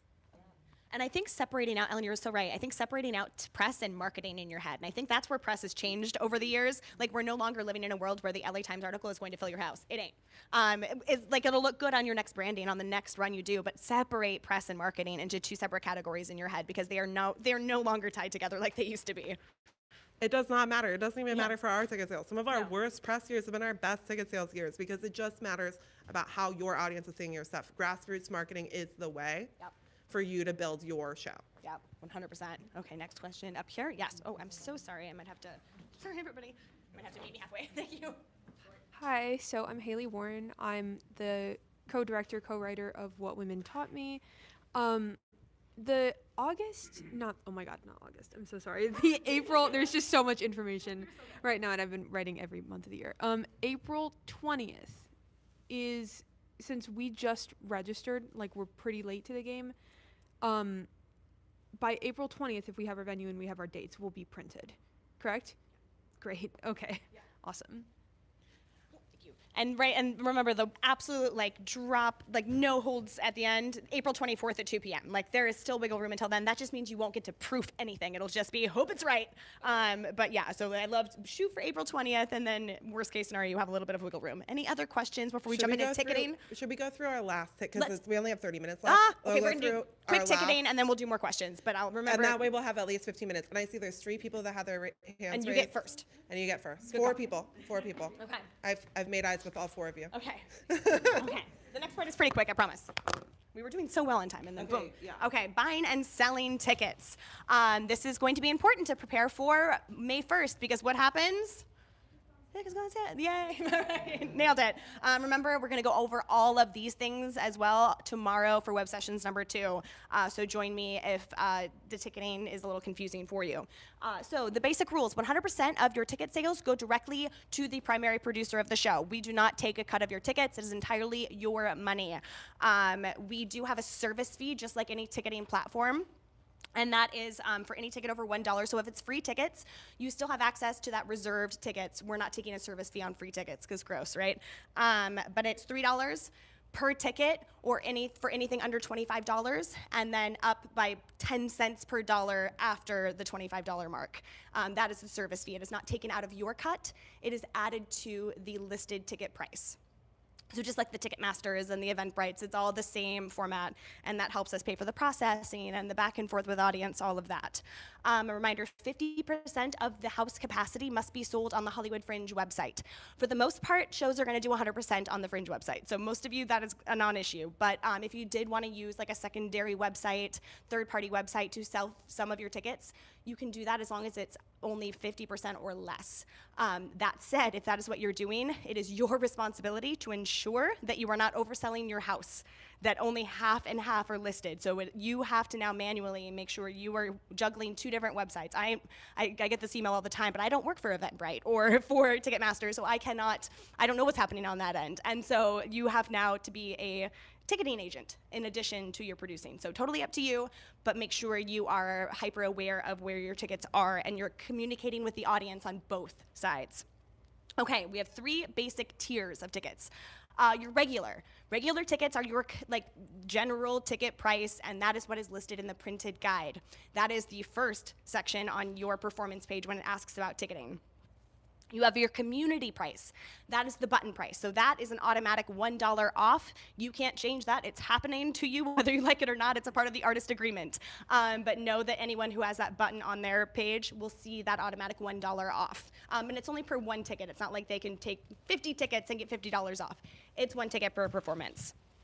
And then you have the participant price. That's if you want to sell a cheaper ticket to your fellow artists.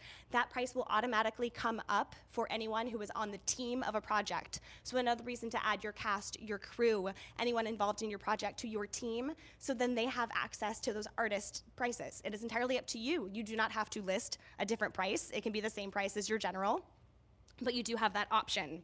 And you can edit both the general and the participant in the individual project. Once a venue has added your shows, that's when you're gonna wanna go into each individual performance and update your ticketing to make sure you are happy with all of it. The biggest question I get with the guide proof is why do my tickets say between 25 and 27? And it's because one pesky little performance has a $27 listed, whereas everyone else is 25. So that's your clue if you're something's weird, check each performance. About the participant price, why not set it low? You're just gonna have to have artists asking, hey, do you have a comp code later? You know what I mean? And maybe doing a free ticket when you don't sell out that house, especially in those first couple of performances, not at the end of the festival, where word of mouth is super important. I just say, why not? It's going to help you get any money back for your house, and it's a great way for you to be able to build community by saying, of course, I'd love to share my work with you, especially if you're willing to pay $5. And you can change it at any time as well, because that is not going to print. Remember, the only thing printed is the general, which means if you want to start your participant price at a cheaper rate and then you are selling out like mad and you're realizing like, oh shit, I have like barely any seats left, then you can like put that up to general. And like you can make that choice in the moment. You have full autonomy over your project, start to finish. Do we recommend you change things like the general price once it's gone to print? No, because then you're lying to your audience and that's no fun. But you can. You have absolute control over that. You could always price your last performance at the highest you think you'll put your ticket prices, and then that range will show up in the guide. Ooh, hot tip. That's good. It's all about the hacking, really. Ethical hacking. Okay, let's talk about the other like tools and tricks you can do on the page there. You have what is it? It's the ethical hacking that got you. So let's talk about pay what you can. You can add the option for patrons to set their own ticket price. You can have a suggested price within that, or it can just be flat out pay what you can starting at $0. That is certainly an option, especially if you want to make your show accessible. You can have a pay what you can option. There's levels. Highly recommend that for your previews. You know, if you're not worried about that preview ticket sales, maybe adding it in, not a bad idea. Right, because it goes to papering your house. Like I think this is like the best marketing tool someone can have. If you can afford to do this, the more butts you have in that preview, let them do the work for you. Now suddenly you have an audience that is talking about your show, that is writing those reviews. That gives you social content and fodder for the next, several weeks. That gives you people talking about your show. The more people you have in that preview, the less work you have to do. So let's talk about levels. This one is more rare, but you'd use the levels, and this is all in the tab of the ticketing of the admin, right? I love the nods. I can see you're already looking at it, right? Like start to investigate this page. But levels is for like if you have a VIP experience. Let's say, at a higher rate, it comes with a gift bag or an artist, meet and greet or whatever that is. Like that is where you're gonna play with levels. Or maybe it's, that some of your audience can afford to pay more money and then some can't. You can have an opt-in for like, hey, doing great this month, pay a little extra. That is where levels are. The key with levels is unlike discount codes, they are public opt-in. You can set them for, you can only have so many tickets available. Let's say if the front row is a VIP, you can set that level as only however many seats are in that front row. You can enable and disable as you go, so you can kind of decide how to play with that. But know that they are public and anyone has access to the levels versus discount codes, which are for you to create and share with people that you want to come see your show. There is no limit on the amount of discount codes you can create, or at least we haven't found one yet. Try me, maybe there is, but I have seen like 50 discount codes because discount codes are also a great way to start to see what marketing is working. Start to track, start to play with data. The best thing a producer can do is start to make plans that go beyond throwing social media together and going. Like try to find what avenues are working so that the next time you do this, you can put your time where it is most effective. Time is money, right? So start to build those sorts of plans into your producing. Discount codes are also a great way to use guilt. I am far more likely to go see a show if I'm given a special discount code. Are you kidding me? I'm gonna show up even if it's just like $3 off. I now know like they want me there. So use them in that way. You can also use them as comp codes. You get to decide whether that discount code is, for X amount of dollars. Maybe it's, $10 cheaper, $5 cheaper. Maybe it's a free comp discount code. Maybe it's a pay what you can discount code. But for comp swaps, if you're looking to like share seats and experiences with your other fringers, the comp code is a really great way to do that. That said, there is no pressure to do that. Like it really depends on your journey, like Ellen talked about with goals. If your journey is in hopes of seeing 50 great shows, and the best way to afford to do that is by exchanging shows with your fellow artists, then comp swaps are a great way to do that, but you do not have to feel pressure. My only suggestion is be hyper aware. If you are taking comps, make sure either they're aware that you're not coming or that, just be aware of the give and take, right? It's all about relationship building. The club members is another good one. If you're like those discount codes, using them there, it's a great way to fill those earlier houses, especially with people who are going to talk about Fringe, because they are popping around to more shows. I don't know how they do it, but they really pop around. Additionally, comps. So this is where we kind of talk about with press and industry. Press and industry that we have vetted. We're not, just adding anyone and everyone to the site, but you have the option, and that is not with a comp code. That will be a direct ad So someone will request a ticket, and you'll just click a link in your email, and we try to make it really easy. So all you have to do is click, confirm, done. You've moved on. You can also add comps. If you want to add, mom is going to come, and, my mom would have a hard time with an email comp or a comp code, God help her. So I'm just going to add mom. I'm going to add her name, and I'm going to add her email. You don't even have to add the email if you know that person doesn't need a reminder email, but you can add people starting May 1st. So right now, you can't do any of that because tickets aren't on sale, but once tickets are on sale, you can start to build your comp list. This is a great way to, if you're not paying your actors and want to make sure that they have a couple of tickets to use, at every performance, this will be how you make sure you don't promise things and then oversell later. You can also hold comps if you want to set your price. Some people will do a industry hold for comps, just so maybe you have certain industry that you want to invite and you don't want to sell out, you want to hold a couple of seats. That's also an option. You can additionally lower your house capacity. You cannot make it higher because that would be messy, but you can lower your house capacity and then up it again to what the house capacity is later if you did want to hold on to a couple of seats just in case you sell out for press or industry or people that you're inviting.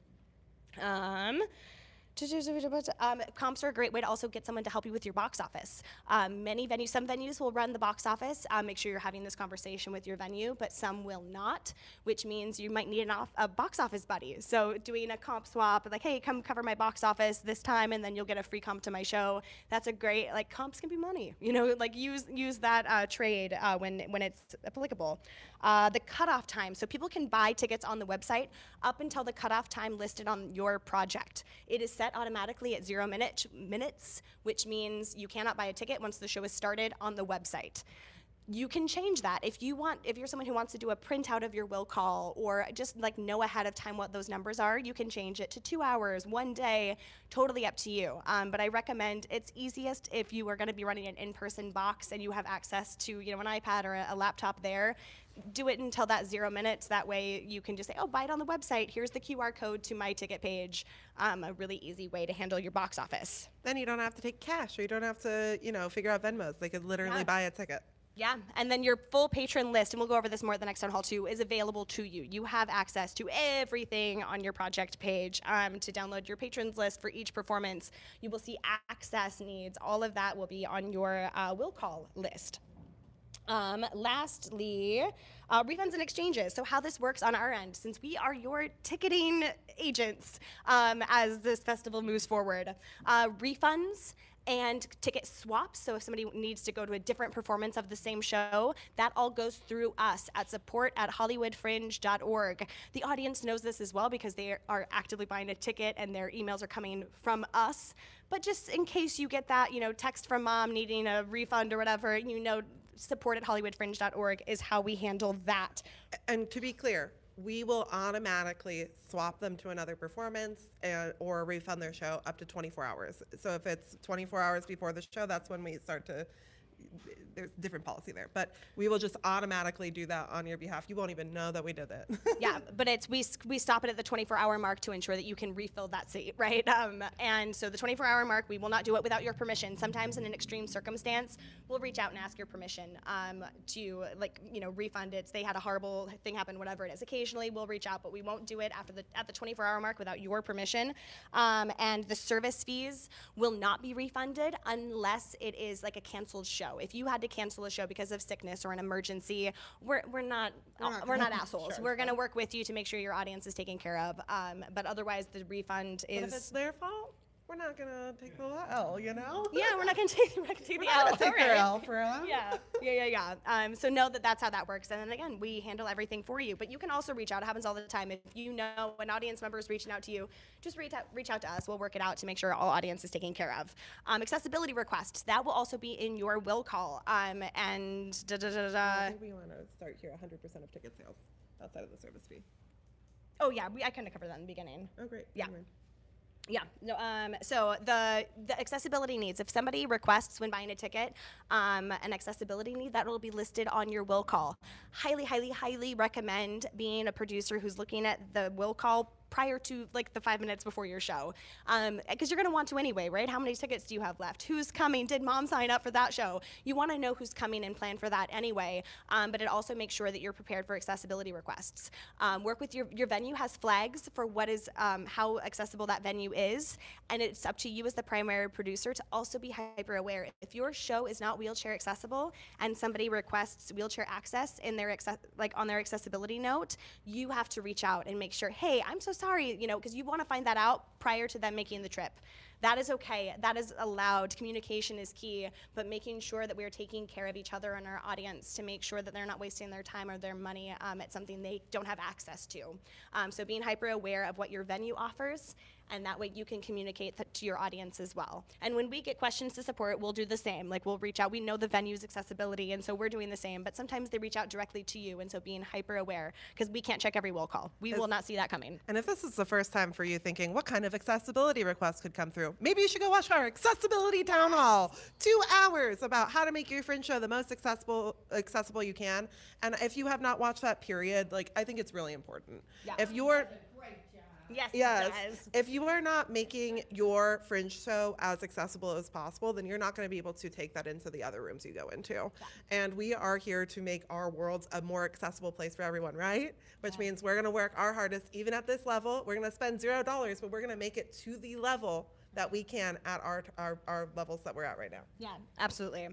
Okay, so with that, so make sure you're looking at your accessibility flags from that accessibility workshop. Okay, how to get people to the right place to buy tickets. That's important, right? Send people to the website at hollywoodfringe.org or www.hollywoodfringe.org. Remember, you have a project link. We talked about that earlier with the question. Your project link is your ticketing link. Even though tickets are not on sale, that link will not change. So don't be afraid of using that QR code, linking that now. That is your home base. It will not change. But be a hero if you want to say, hey, search for me at the Hollywood Fringe website, because then when they go to search for you, they're going to find 4 other shows that they're really into. So if you're feeling like being a hero, send people on a journey to see more Fringe.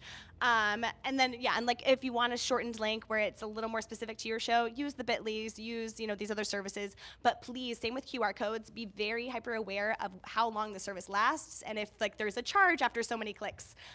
Seeing that journey ahead of time will save you the trouble of printing 500 postcards only to discover that QR code now needs to be charged because your free trial ran out. So make sure you're thinking about that now. The Fringe iPhone app is back. So sorry, Android users, we do not have the development funds to get that going yet.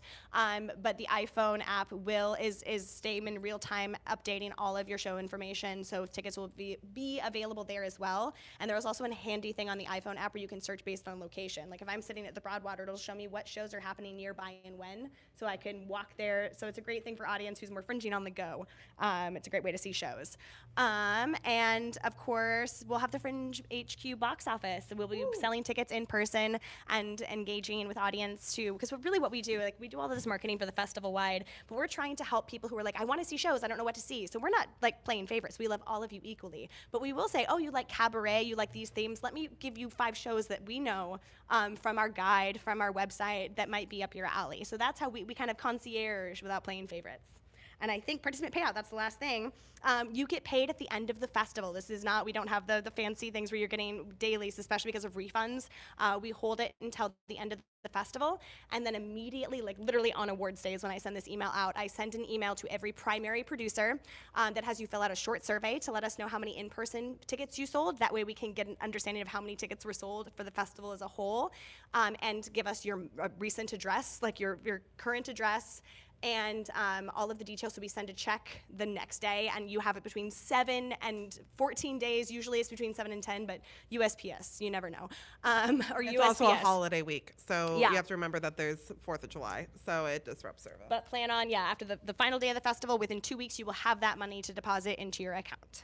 And I think we have that's 10 minutes for questions, and we have 4 that were already Okay, reserved wait. that we said we were going to go to. Wait, so raise do your not- hand, so- no, wait. 1, 2, 3, 4. 1, 2, 3, wait, yeah? Yeah, 1, 2, 3, 4. Okay. Yeah. Hi, I'm Tanner. I'm doing a storytelling, stand-up, and clown show called Hi, I'm Tanner. And my question is, I have put on a ticket price when I was first setting out my project. That is on the guide. It looks like guide proof that now I want to change. And when I've changed the individual price, it doesn't change to the guide proof. So is there something, maybe I have to dig deeper? Yeah. My guess, because I see this all the time, so you need to change the individual performance, that general price, and make sure you click at the bottom, update performance. That's usually what people miss, is the update performance, and then check back. And then if you're still having an issue, email support@hollywoodfringe.org, and we can look and see what might be happening. Yeah. Thank you. Hi, Vivia Armstrong, a solo show called Bellyful. And I wanted to know, for the certified reviews, is there a deadline for when people have to complete those by? Mm-mm. They can do it weeks after the festival if they want to, but Yeah. I would say that it's the most useful right after the show. So it's so helpful to get that in their minds, and most people will do it within a day or two. Yeah.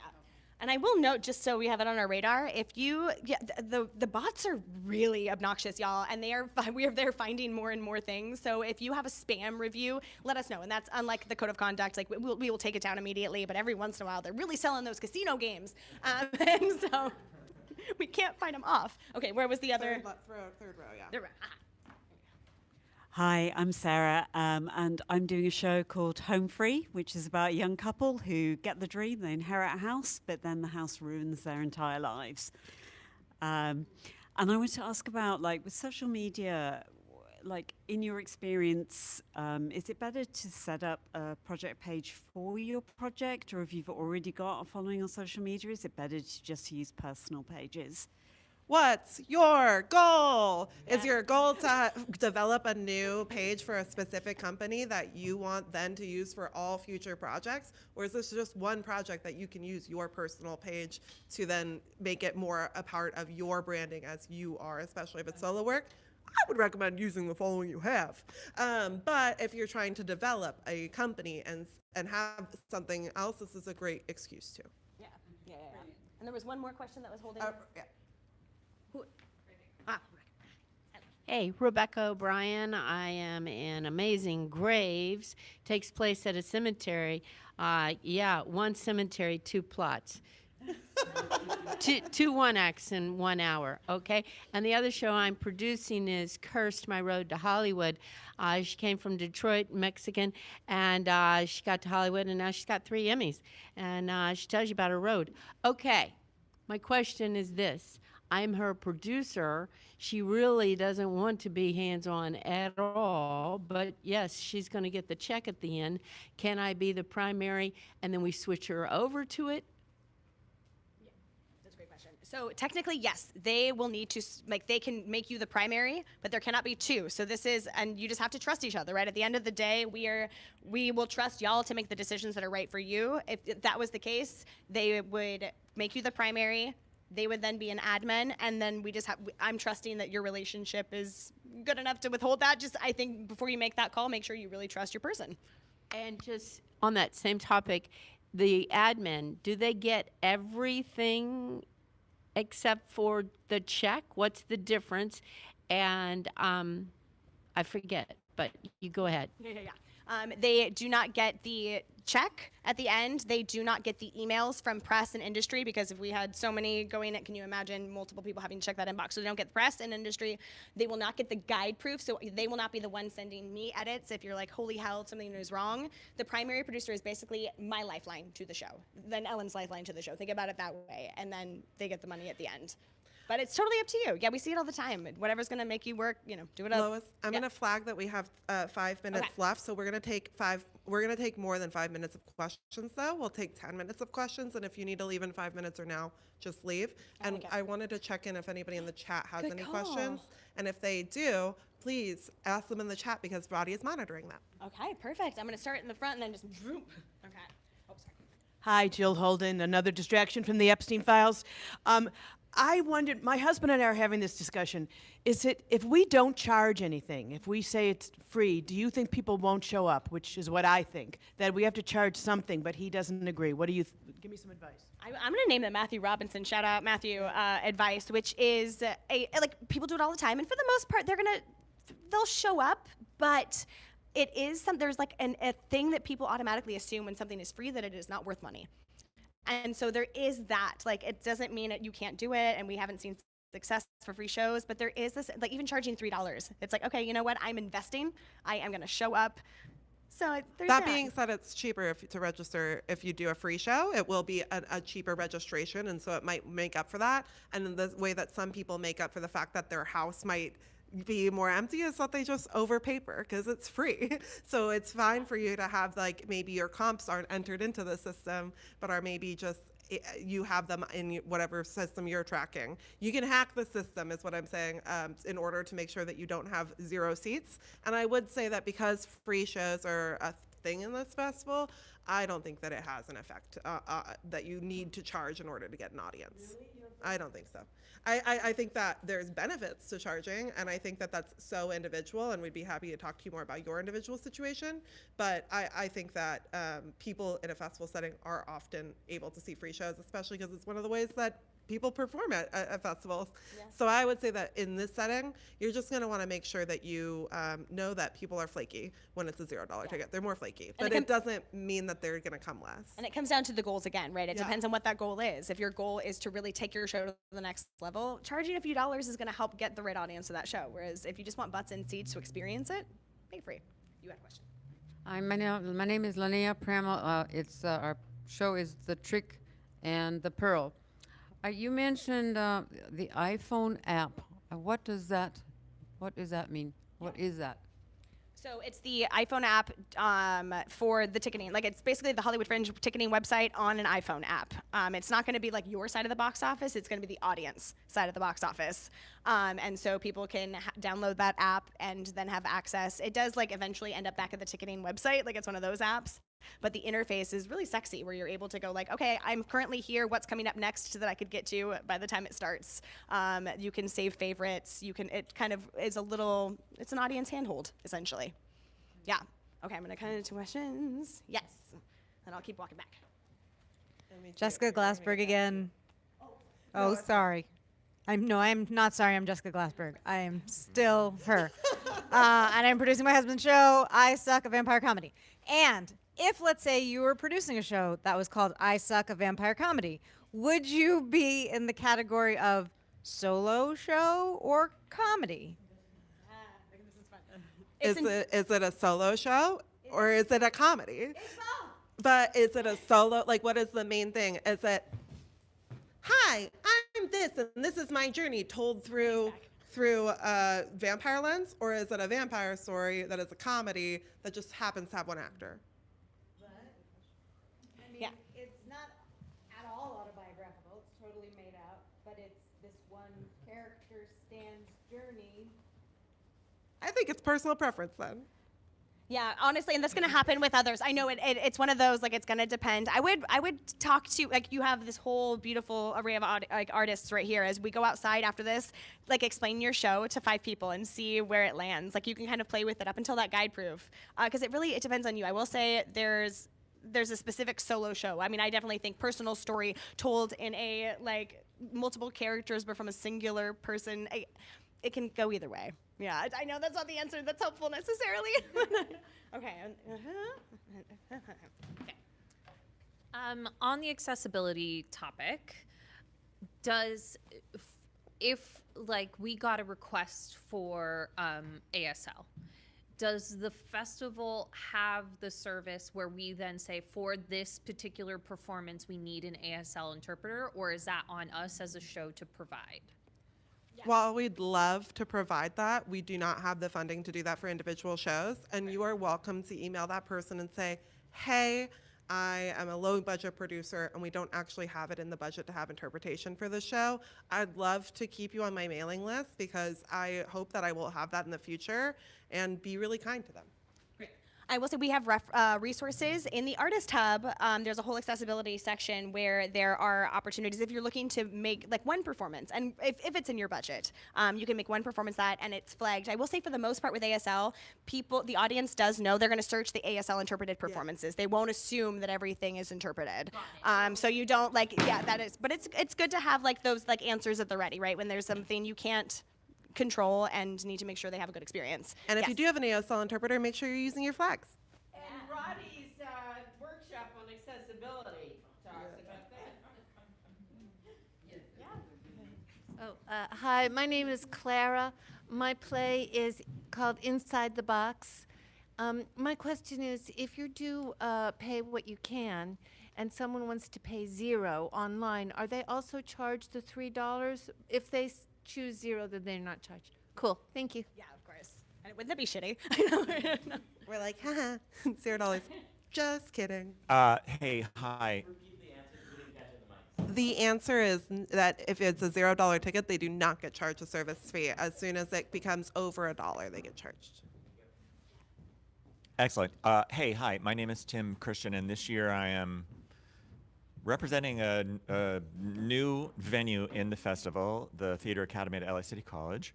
And I'm also producing a couple of shows that will be at the venue at LA City College for the first time in Fringe Festival.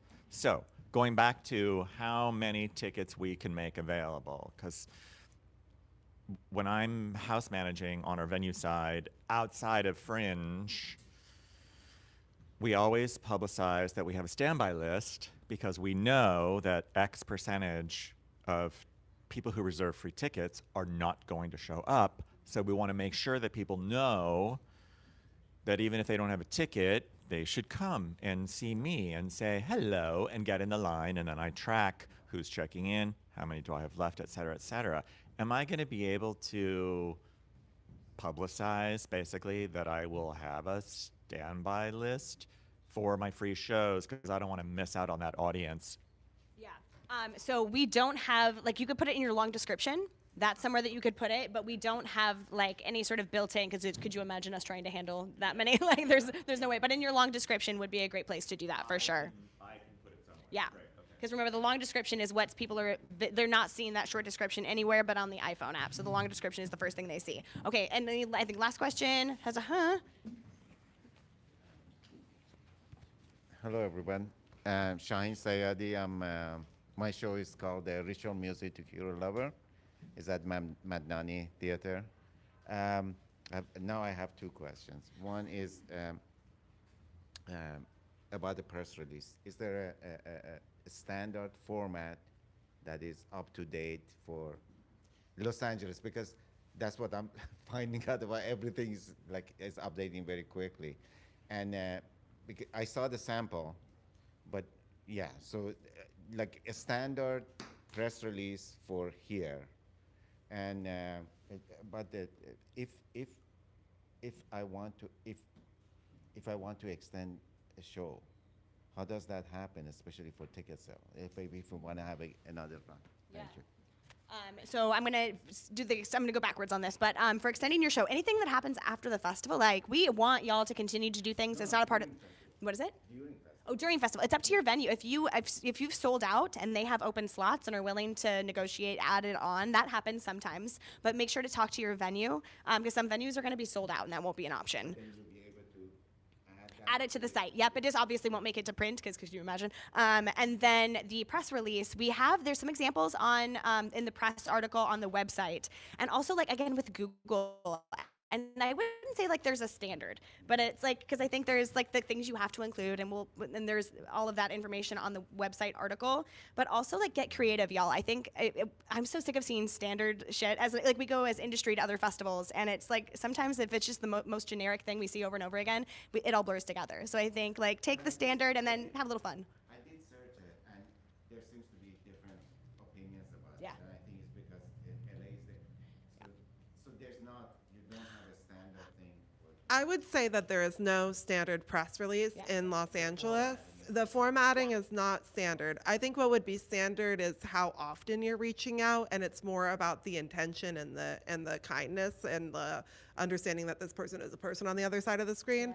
That being said, people will do long format press releases, they'll do short format, and I think that for your show, I would make it as short as possible, as quippy as possible, and as interesting as possible. Yeah. Okay. Yeah. Hi, it's Vince Tula again, Pit of Hope. It's a story of survival through the lens of a pit bull whose family's taken by ICE and he has to survive the LA shelter system. It's here at the Broadwater. My question is about, I don't know if you touched on it in other seminars, where you see 3 performances and there's something about audience, like audience review or audience Thank you. Yeah.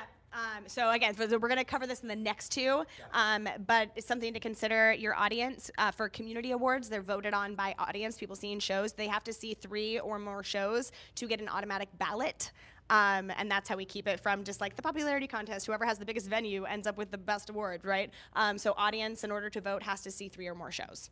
How does that? Yeah. How do you like track that? We track that through the website. So they have to purchase through the website, or like they can reach out to us and say, hey, I bought this ticket at the door. Again, we're not monsters, but it's through the website. We track how many people. So when we send out that thing, if you or somebody you know was supposed to get the voting thing and they didn't get it, just email us and we'll do it. And that could be anyone on your creative team as well. Like if I go or my producer goes and sees 3 shows, then he's Per person. Correct. Or the team automatically gets a ballot. Anyone in a team, but the audience, they have to personally see 3 shows. And so here's the thing. This is we trust you to not be voting. You saw 3 shows. You shouldn't vote in every category. And are you even qualified to vote for the top of Fringe if you've seen 3 out of 420 shows? Like, I think that there's also that. Like, people are so like, oh, let's figure out how to gamify awards. Let's figure out how to get people to vote for me. Like, is that ethical? Do the best show that you can. Reach out to us if you were supposed to get a ballot and you didn't get one. But otherwise, don't care. Just go and Fringe. Awards it's so stupid. You got an award? Who cares? That doesn't literally mean anything. But it also means a lot. And this is all you should obsess over. No, I'm just kidding. No, but really, don't care about it. And if totally. No. Oh no. That wasn't about you. That's not against you. Okay. No, you are all good. It is not against you, but it is something that a lot of people are like, oh my God, what if they don't get the thing? If they don't get the thing, they'll reach out to us, So how it is, if people can vote for our awards, if they've seen 3 or more shows or they're on your project team, and you can totally do a little campaign to be like, beep, beep, vote for me and all these things. And we're going to teach you all about how to do that in the next town hall. Yeah, the next one's going to be a lot about awards and how to make sure you're up for every opportunity possible. No. The next town hall in May. Yeah. Okay, last question, and then we should. May 13th, I think. It's a Thursday. Yeah. Forward/events. Don Robertson, Harmony's Edge. We have 5 shows at the Cat's Crawl. It's a 60s rock band that crashed and is trying to make a near impossible comeback. My questions are about the Fringe box office. Is that the home office of the festival? Is it, what percentage of sales happen there? And can we leave posters or postcards there? I can answer a few of them. Okay, so 1, the Fringe box office exists in the ethers because I would say 98% of our tickets are sold online. And so you can look in our annual report for reports on what happened last year, but 24 to 25% of tickets that we tracked were bought because of Fringe advertisements. When we were like, how did you find out about the Fringe? They're like, because of you. And we're like, yay, or other reasons. And we use that marketing for that reason. And so our Fringe HQ, which is only open June 4th, we're not open earlier because we literally work out of our homes until June 4th. It's a pop-up rental. Like we literally get it for just the month. It houses our in-person box office for about a dozen people who do not have that internet access or are diehard Fringers that like to come and sit and really go through the guide with a ticketing person. And I will say it's not even just about maybe they're not actively going through the process of purchasing that ticket. It is also that place for audience to come and just look at the posters, kind of start to make that decision in a space as opposed to at home just overwhelmed. They'll come and talk to other audience members or artists who are in the space, to our concierge team that is sitting there ready to have those conversations like we talked about earlier. Okay, you like cabaret, you like this, you're looking for a 30-minute show on Thursdays, I got you, let me figure that out. It's like a quiz, right? So even if they're not purchasing there, people will come and experience Fringe. I also think it's... Yes. We put up posters and postcards, and we'll send more information in the participant emails in the future because we'll start to collect those at office hours in May so that we can have them up before it opens on the 4th. And I think it's hard for us to say how many people are going through this space because we've never had this space before. So it's a brand new space. We've never been on the east side, but there's several venues over there. It'll be the only space that is open for people in that area after 5 p.m. So we do think that foot traffic will be a little bit more similar to when we were over here, when this was an area before we had the plunge. So the Fringe just goes into areas that don't really have that access, and we try and pop it up for that month. Yeah. Okay, with that, y'all, remember, where do you email if you have a question?